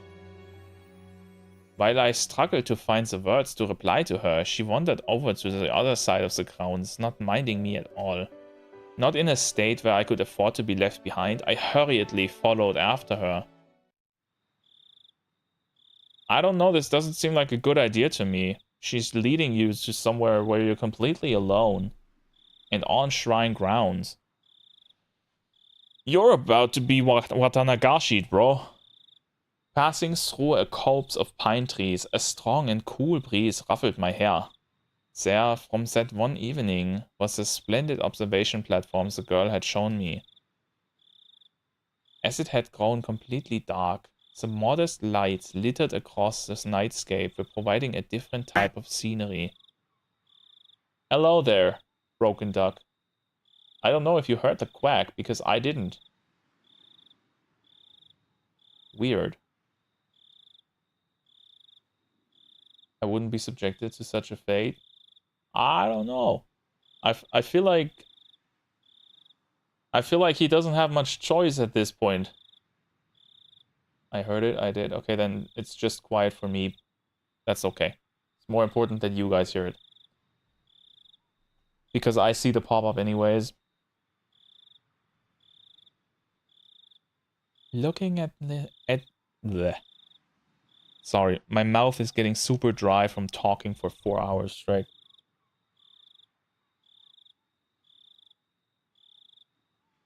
Looking at it like this village seems tranquil.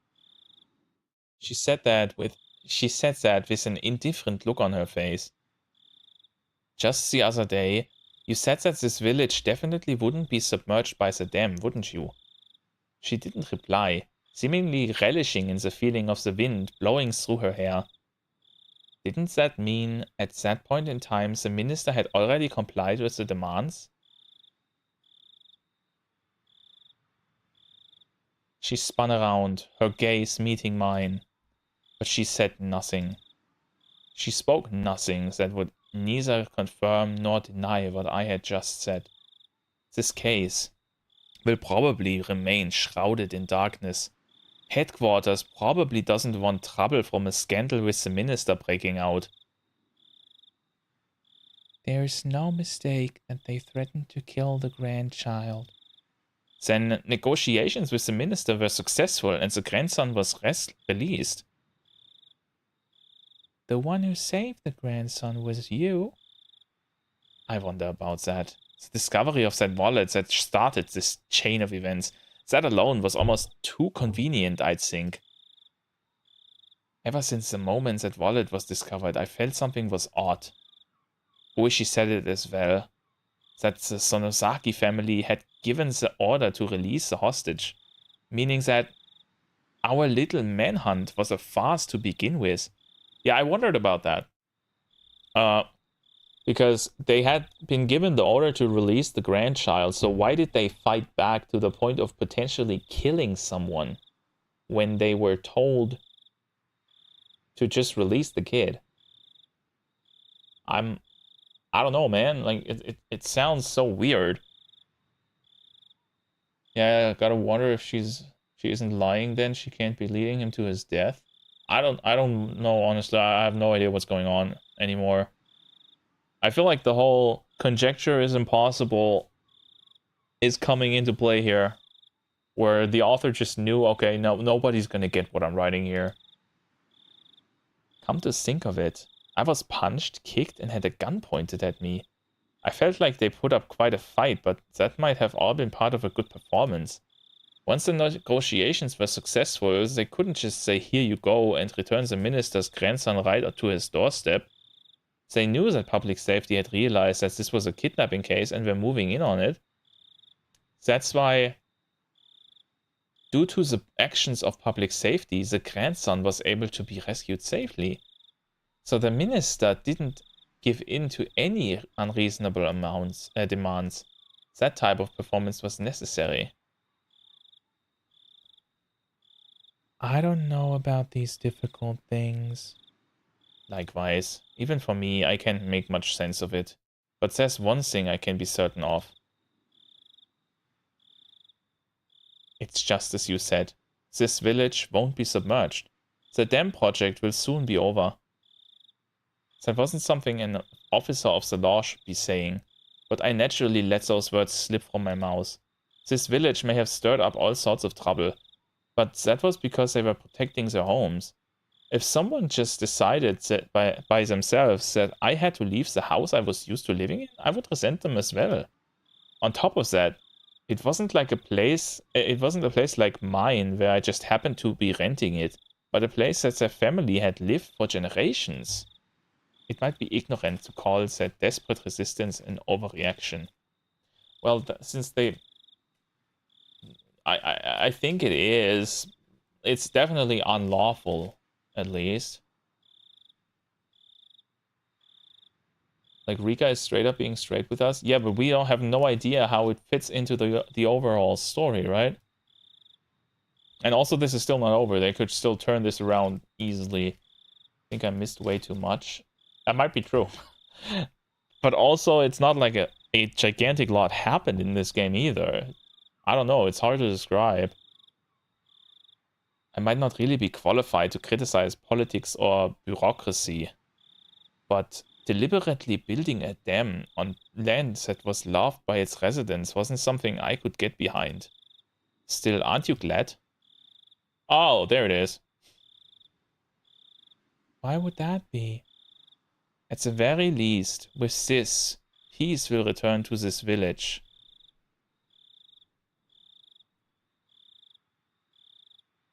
Even though the minister promised to use his considerable influence to cancel the project, it would probably take more than a few months before it would be completely scrapped. At the very least, it would probably take 1 or 2 years. For the villagers to officially hear that their village wasn't going to be submerged at the bottom of a dam was still a ways away. But it was no mistake that the promise of peace returning to the village was there. It turned out from beginning to end that it had already all been decided. Just as the girl had said, it was decided. There wasn't really a need for me to come here in the first place. There was absolutely no need for me to have come here and aggravate an unpleasant situation. If I had never come here, then the grandson's release might have been done in a more amicable manner. Peace? In this village? Oh boy. I feel like something's coming. Ah, and it's not good.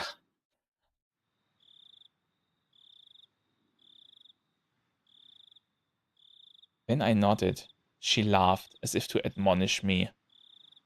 But her face remained indifferent, expressionless. And then her eyes narrowed slightly as she snickered. Okay, this is not as creepy as I thought. Even though every year from now on something bloody will occur. Tee hee hee hee. Oh, I want to hear that. We haven't heard her creepy laugh, right?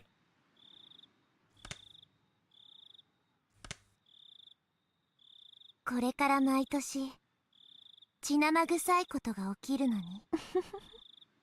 that's not as creepy as I thought.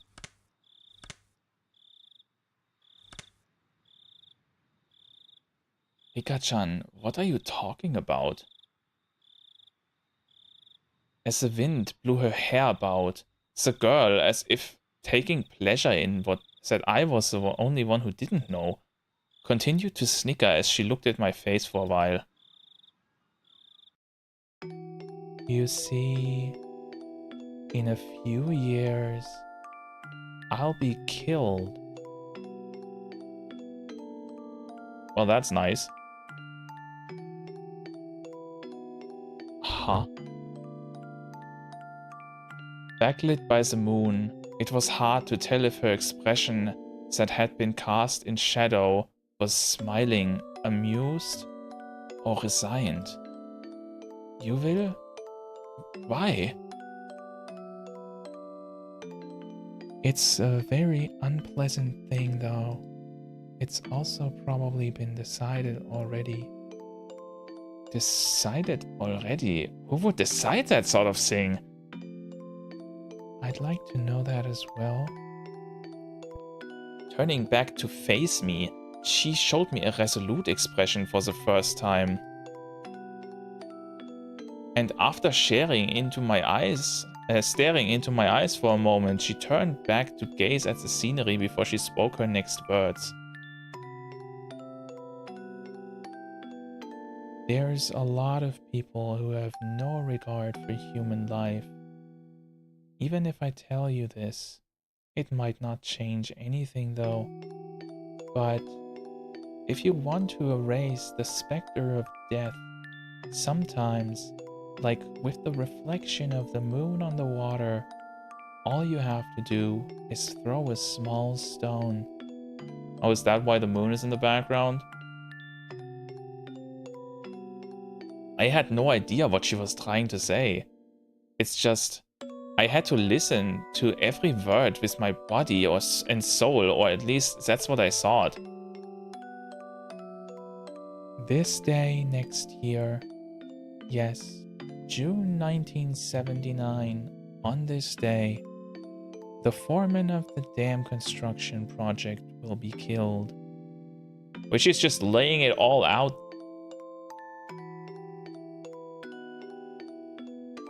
Wait, so this chapter is set in chapter 3? No, I think that... I have a different theory, but I'm gonna lay it out after this scene, okay? What? For a moment, I couldn't comprehend what she was talking about. By the foreman, did she mean that gruff old man I played mahjong with? Be killed? What makes you think... She didn't answer. But she had the same expression on her face as she did when she declared that the dam project would go away. That wasn't the face of somebody making a forecast or prediction. It was something that was already decided. No, it was as if she was already reporting the results. That sort of expression. After being killed in a gruesome manner, the body will be torn apart and disposed of. Murdered and dismembered.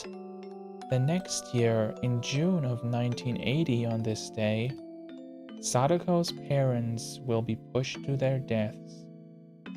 Sadako? It was the first time I heard the name, but I didn't have the courage to interrupt the girl's story.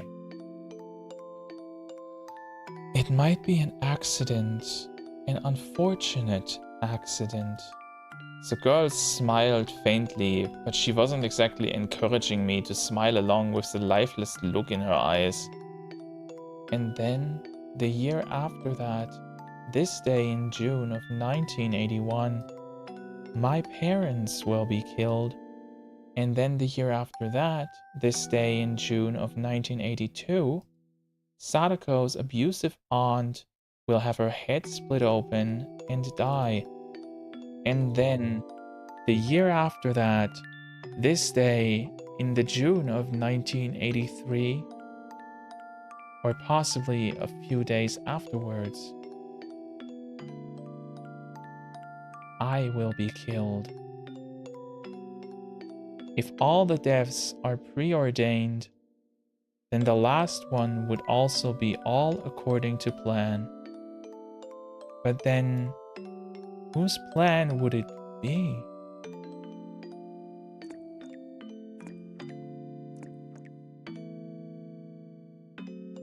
This village is full of murderers and people who have no regard for human life.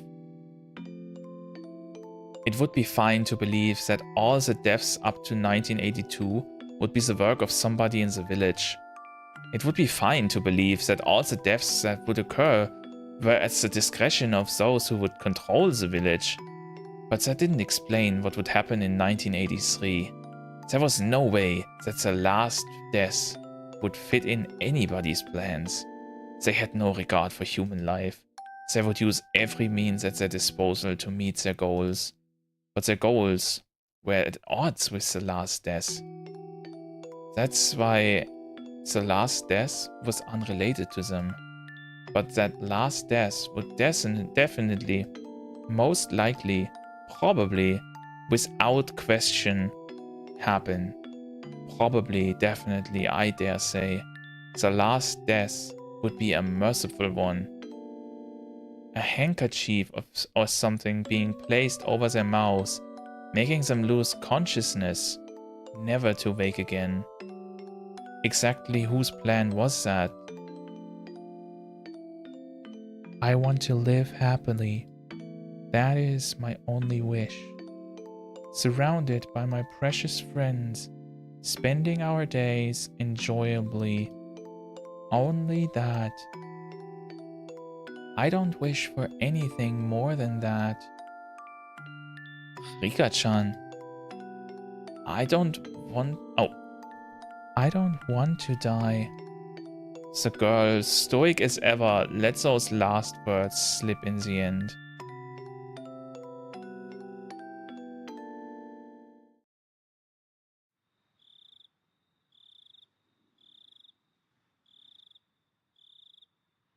Okay.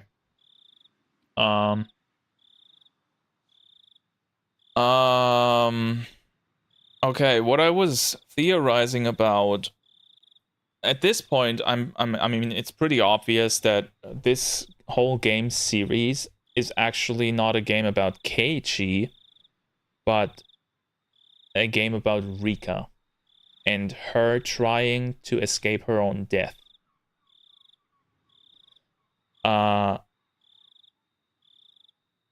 So basically, Rika is like the player in a death game.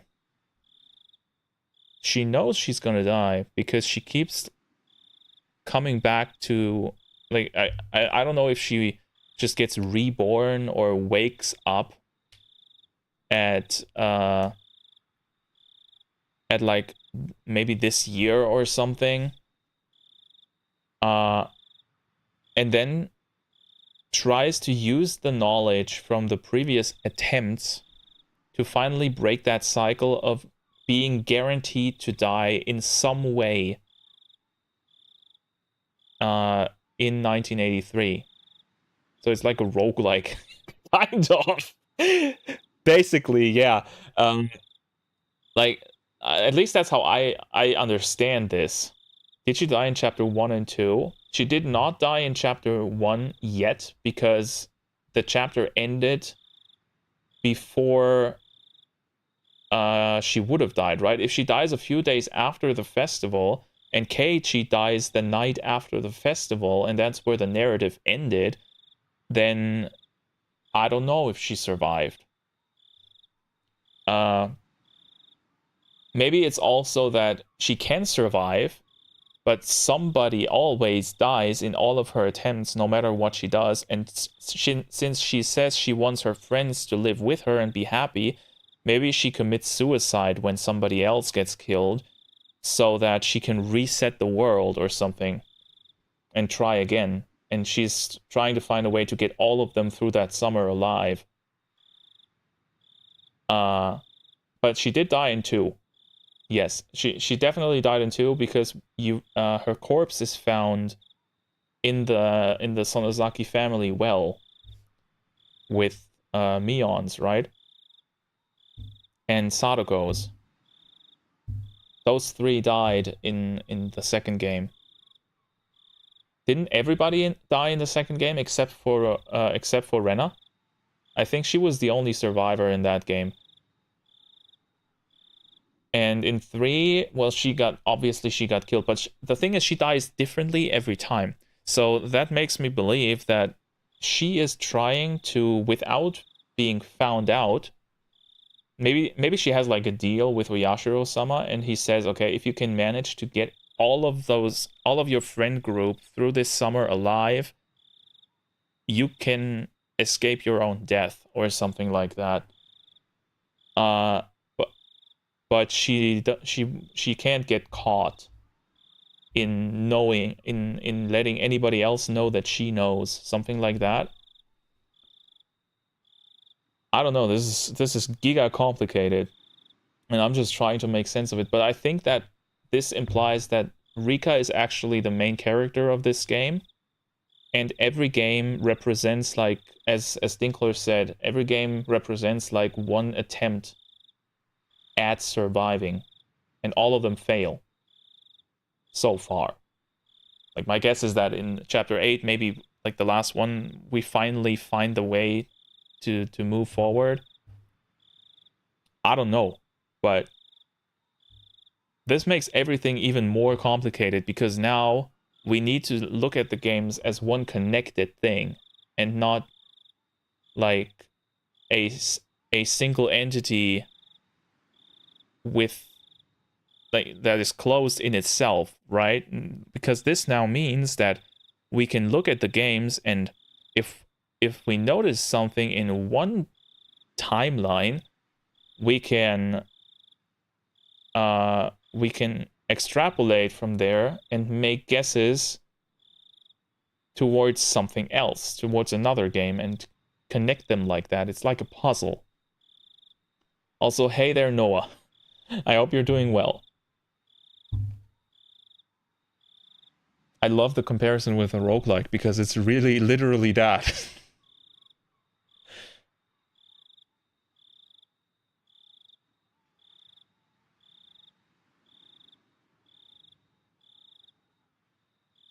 Part I find most interesting is that every death is pre-planned.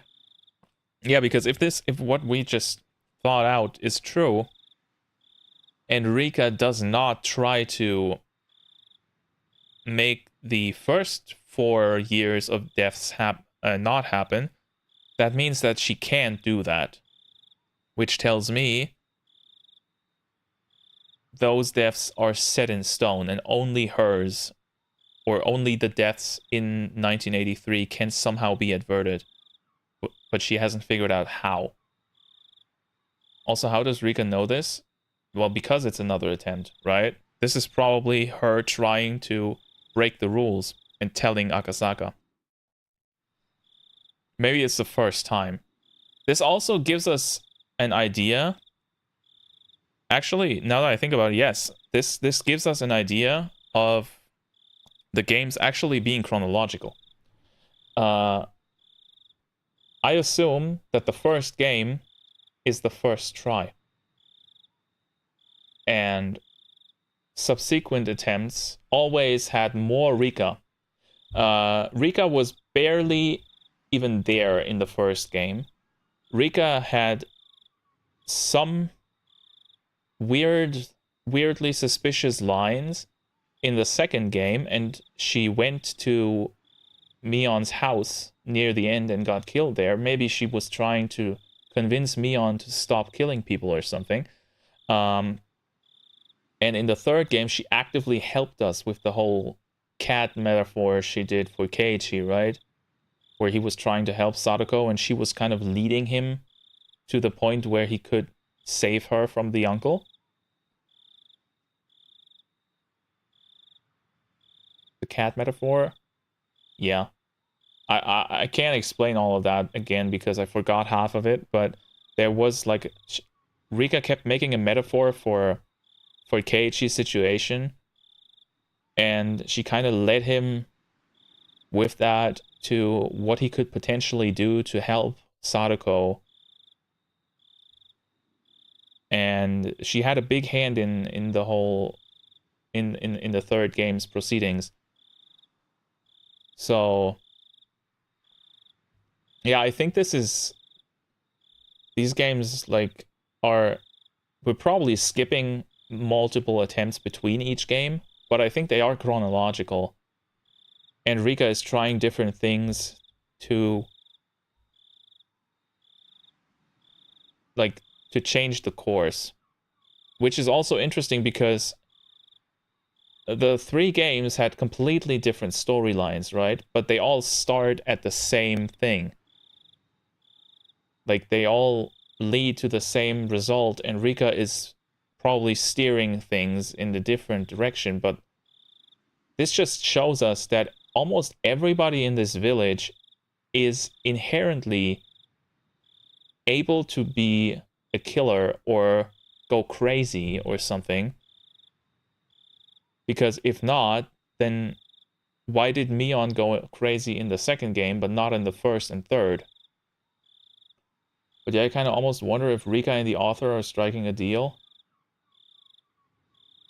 Francisca? What? Oh. No, that's her. What I think this is... or this is going to end up as, is that the games are a diary or a retelling of what Rika went through before finding that perfect way of saving everybody. I think it's some sort of retelling, and because of that, they always show a line from an author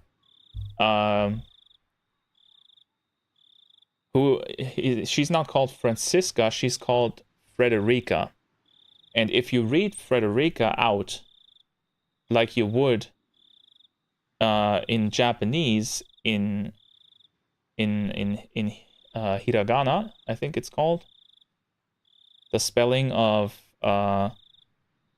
the reading of foreign letters, basically,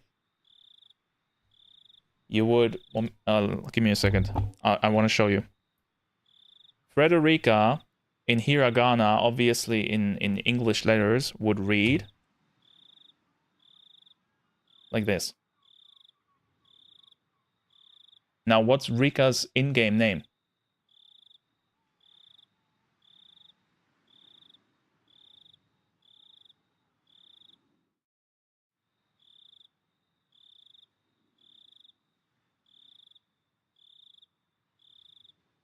This is 5D chess.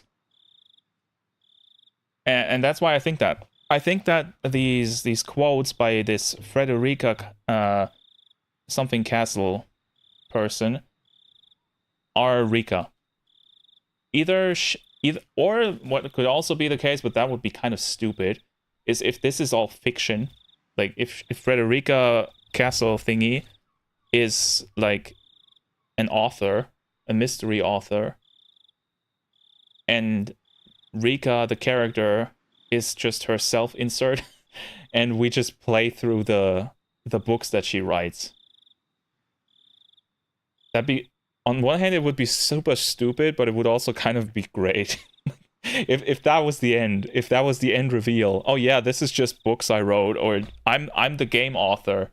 These are the games I made, and Rika is my self-insert character. That would kind of be weird, but honestly crazy. I don't know if Rika is actually the author or not, because based on the tiny blur I saw, I'm not sure that's Rika. What blur? Oh, there you said something. I've seen a very brief glimpse of the author, so I think you could be right, but I also am not really sure. I mean, I haven't seen anything. This is just going by the name, and I think it's a very hard to figure out thing if you're not Japanese, or if you don't have some knowledge of how Japanese language works.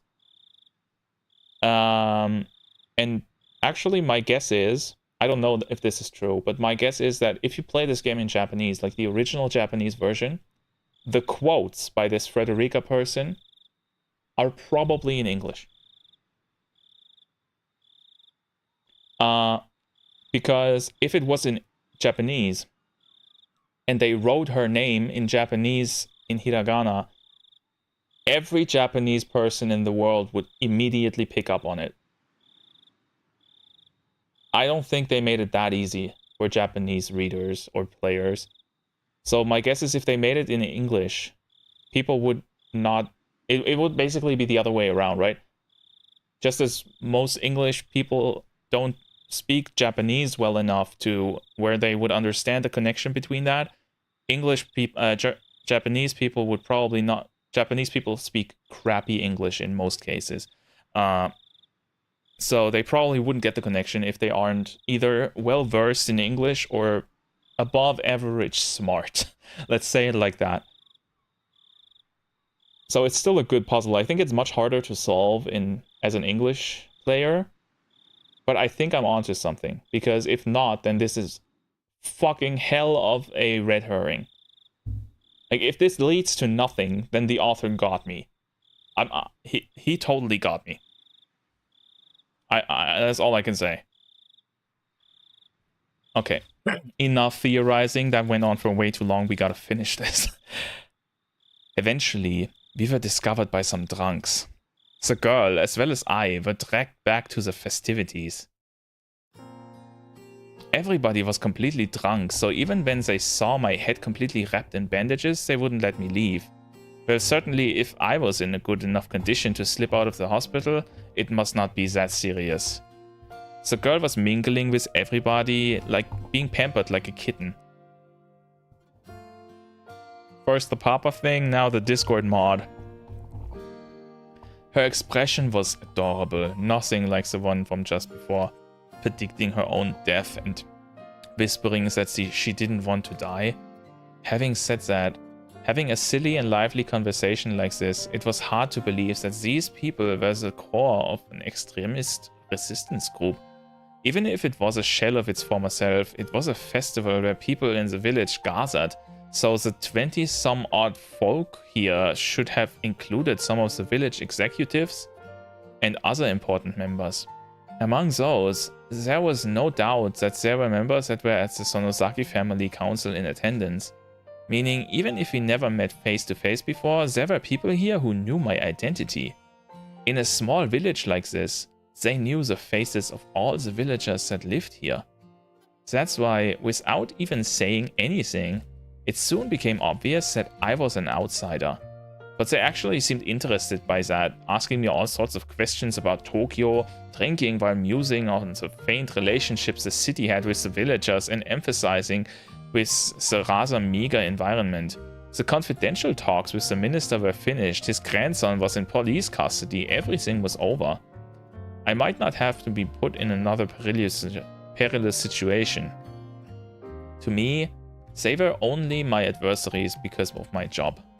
Outside of that, there was no reason I couldn't be friendly with them. Yeah, I mean, like, I'm a cop, but I don't mind hanging out with extremists that abduct a kid to get their point across if it's on my day off.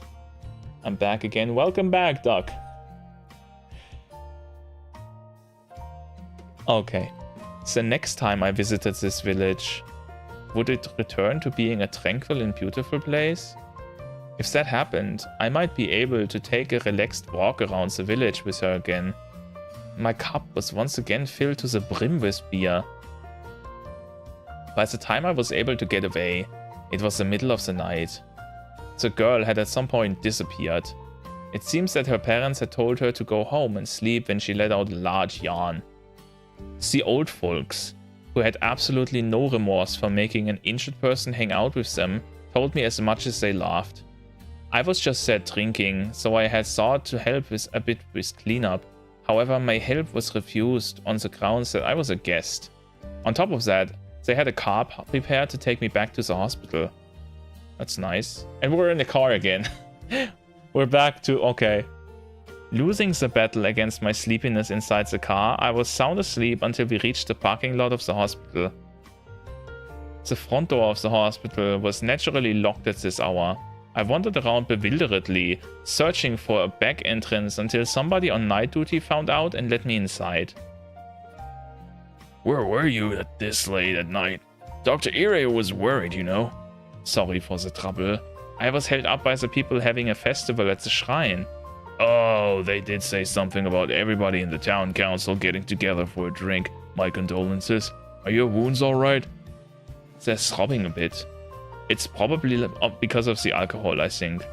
Oh, that's right. The detective that was with you wanted to get in touch. Oops. I kept Oishi-san waiting. Wait, was Oishi waiting for the whole evening? I glanced at the clock. No matter how you looked at it, it was way too late to call him now. I'll apologize to him tomorrow over the phone. I returned back to my hospital room and slipped into the bed that was still unmade from the time I went outside. Oh, that's no good. I have to turn off the lights. But my weariness had cut the cord, powering my body, lulling me into a deep sleep. I forgot how boring this is because you always keep coming in at the slice of life moments. Also, it's kind of hard to get into something like this if you don't know what's going on. You're not immersed at all, right?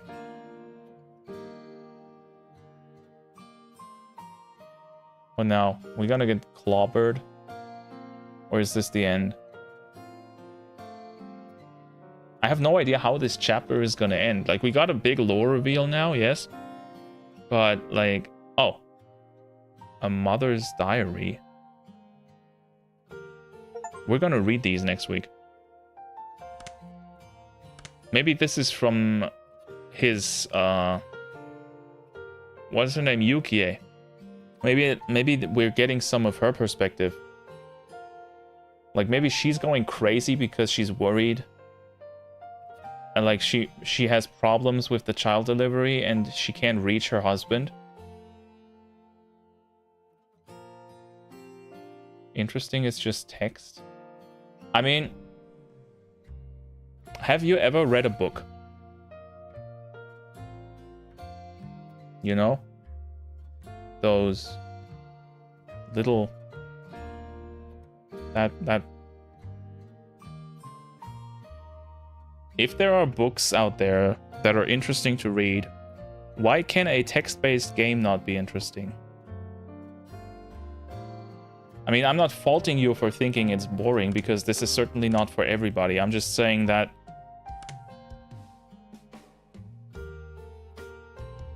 the fact that it's text-based doesn't make it boring. Like, if it's badly written, that makes it boring. But that is really not a discussion we should get into now, because we actually managed to find the end of the chapter, or get to the end of the chapter, pretty much in time for when I would usually want to stop these streams anyways. So I'm gonna turn off the game here. I would like to bring up my favorite game is Undertale, which is mostly text and story. No, Undertale is an RPG. That is something completely different from visual novels in how they are played. Like, Undertale, yes, is story-based, and it has text, of course, but it also has a lot of gameplay. It also has a lot of exploration elements. You get what I mean. It's not the same genre at all. Visual novels are probably like the most niche game genre out there. Maybe apart from puzzle games. I don't know if puzzle games are popular nowadays. So I see why people might not like this, and why doing this on the channel extensively might also not be the greatest idea for views, but I like the games. I think they're fun to read. I think they make for very memorable moments with us as a community. Because, like, sitting here, reading through this, making up theories together, that's fun in itself.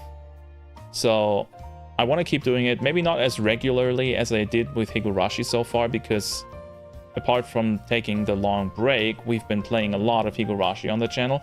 But every once in a while, a visual novel is nice.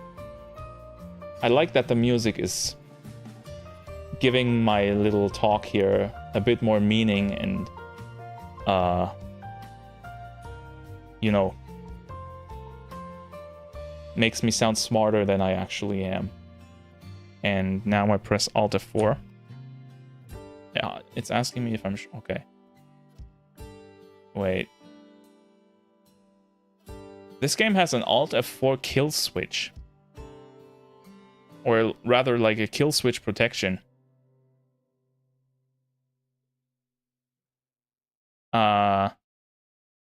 Games usually don't have that if they don't want to use it for some narrative shenanigans. Just throwing this out there. If I guess there's gonna be some way this game will do something that makes me want to close it immediately, but I can't, or something like that. All right, it's not 12:10 anymore, but that's when I turn on the PC from rebooting, because the latest NVIDIA driver crashed my my stream earlier today. Profound Noji, that's what they call me, man. Have you heard of Class of '09? That game is batshit insane. Dinkler played that on his own stream a few weeks ago. was there for like an hour. And the thing is, I was the class of 09. Not in America, so it wasn't quite as bad, but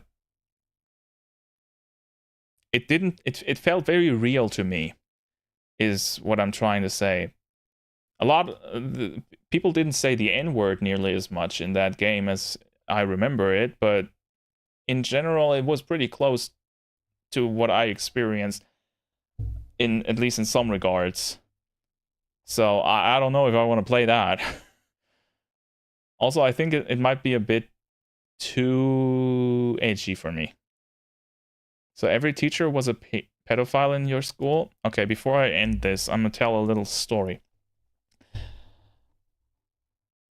I was in 8th grade when this happened. A girl in the 9th grade of our school was pregnant.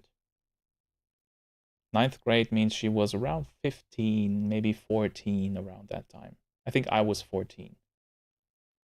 And as it turned out,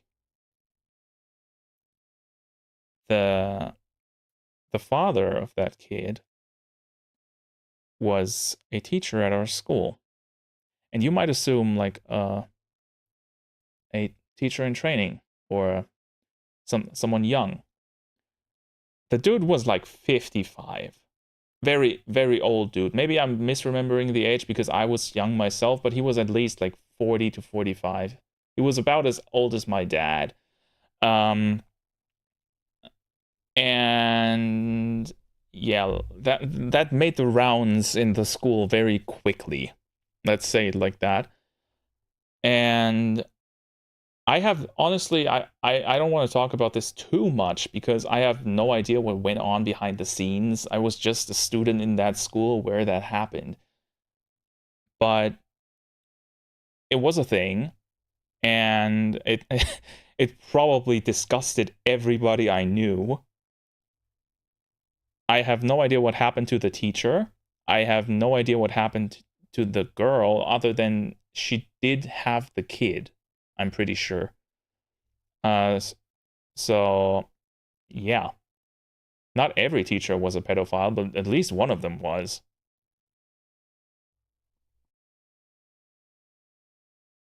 I didn't mean to bring up a disgusting memory. I'm fine with it. It wasn't me, right? Like, you guys know me. I'm not that thin-skinned to have a problem with something like that. It happened. It's shit, but that doesn't mean that I have to repress the memory or something. 55 and he still didn't know how to use condoms. Just to make very sure here, condoms are not, yes, you should use a condom, but they are not 100% fail-safe. Like, the problem wasn't the condom, the problem was that he had sex with a student. At least that's my opinion. Like, maybe I'm wrong. I don't know. Anyways, that was the no zone. Yes, that is definitely in the no zone. That was an interesting topic to end this on, but we're done for today. You are allowed to leave now. Life lesson time is over. Thank you guys for being around. I hope you had a decent time today. I know I had, especially towards the end now where things picked up a bit. Very Higurashi writing, yes. Slow at the start, it's getting better now. I wonder how much time we actually have left with the game, because I don't think it's going to be 4 full hours, which is why next Friday we're going to do an exception and read some of the optional readables from the game, because some of them sound interesting and we have the time apparently anyways. And I don't want to switch between games in a single stream. That kind of kills